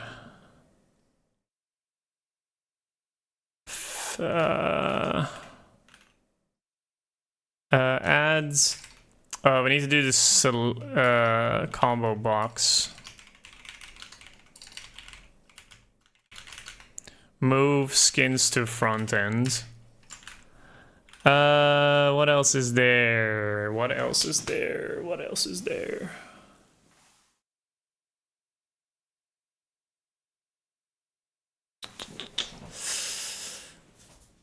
I'm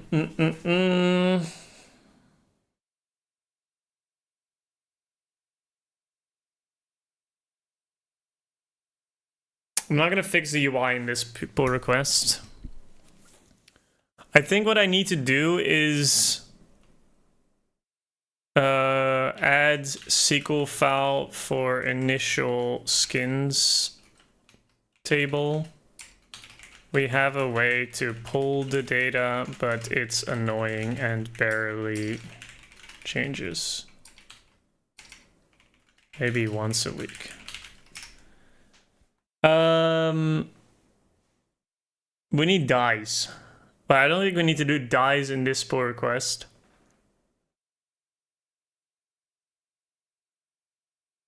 No go. Dies. Do in another PR. What else is there? Oh, the linting failed. Too much go.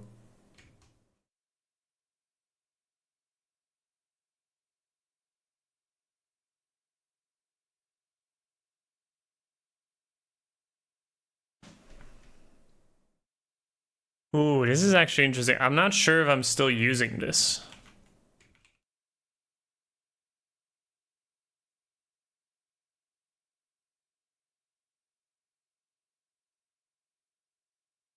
Oh, yeah.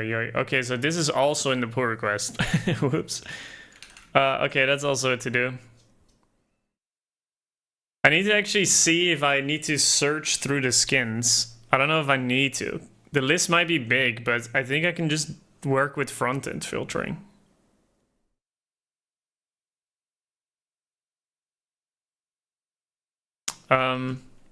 Remove search table. For those of you that are wondering, just FYI, I'm using SQLite at the moment, and SQLite has a way to add search to your tables. So you're basically creating a virtual table next to your real table, and you're telling it which things to index. And then you can just search through it. It's pretty cool. So that's pretty much what I implemented. So if you're passing search param, you can search, and then it will use the other table to join your search query on it, and it will find the matches based on the name that you're passing. So you're just searching, and then it will fuzzy search sort of on anything that it tries to find. And it's using their algorithm for it, and you can change the algorithm for it, but you can see like it's ordering the rank by the rank that is determined by SQLite's search algorithm. But I don't think we need this, because if we're doing the search on the front end, it's like, it's not that, it's not necessary. So I think we can get rid of all of these generated tables. And for those of you that are wondering how you do that, we've added, is it in here?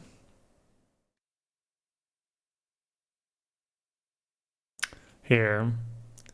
So you're creating a virtual table, and you're telling it to use FTS5.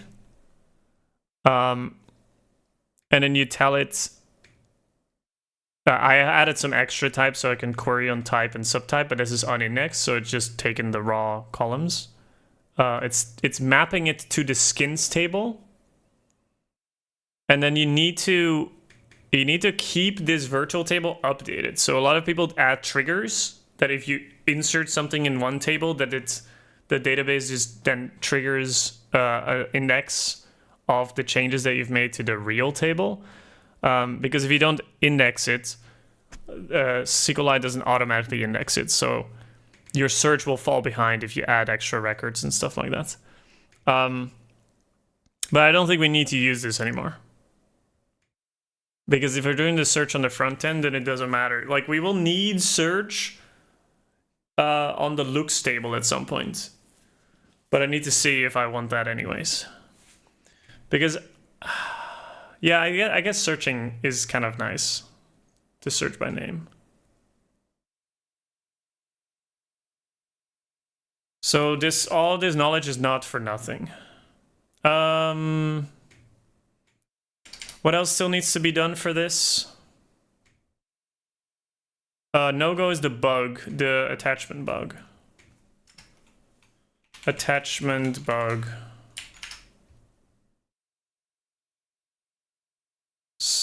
Then you'll need to add search by language. Yeah, that is actually an interesting point. That is not something that I'm going to deal with now. It's just going to be English only. But it is true, yeah. There is it is for now English only. So it's a bit annoying if you have the client in German and you need to find your skin name in English, but that's just iteration, you know? That is just iteration. This is also a funny bug. Or not a bug, but a funny thing that I need to solve. So skins, you can have the same name. Some skins use the same name. And it's for different weights. It's really fun. How mobile native is your site? I've been struggling making it look presentable on mobile. The manage section is not, because I don't really need my forms to be editable on mobile, but the main page will need to be mobile first. Yeah, I don't think right now I'm doing anything for it. So yeah, this is kind of what it looks like on mobile. But the UI is not even final, so the UI I just cooked up to make it somewhat presentable. But as you can see, this is not what it's gonna look like. But yeah.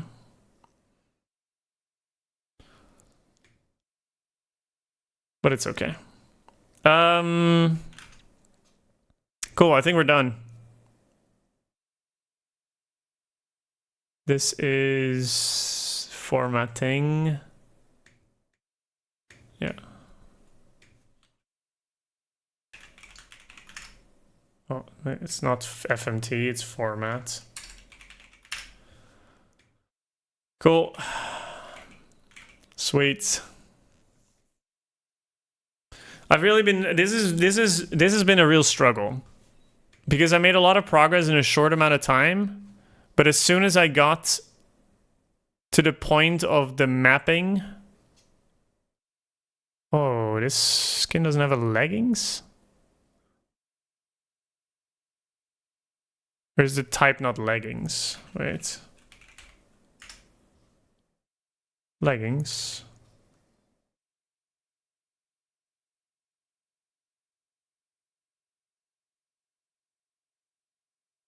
Leggings, yeah. Interesting.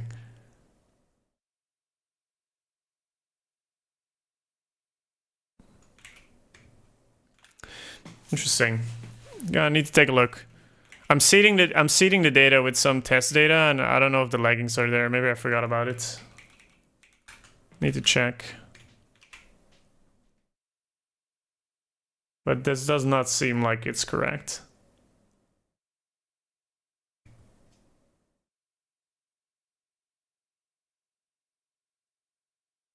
The leggings are showing up here, so I think there's something wrong in the seed. Let's put that and make that a note as well. It would be nice if the seed is correct.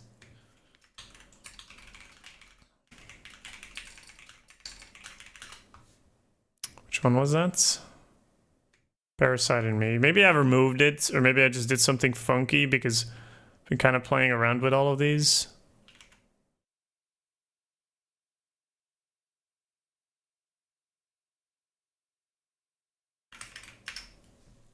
Okay. That's it.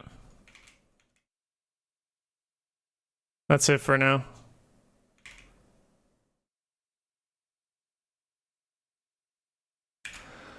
Right, thanks for hanging out, everybody. What's this nerd shit? Come on. Be a man in Battlefield? Yeah, it's time for Battlefield. It's time to eat and then probably some Battlefield. But yeah, everybody, thanks for hanging out. See you guys in the next one.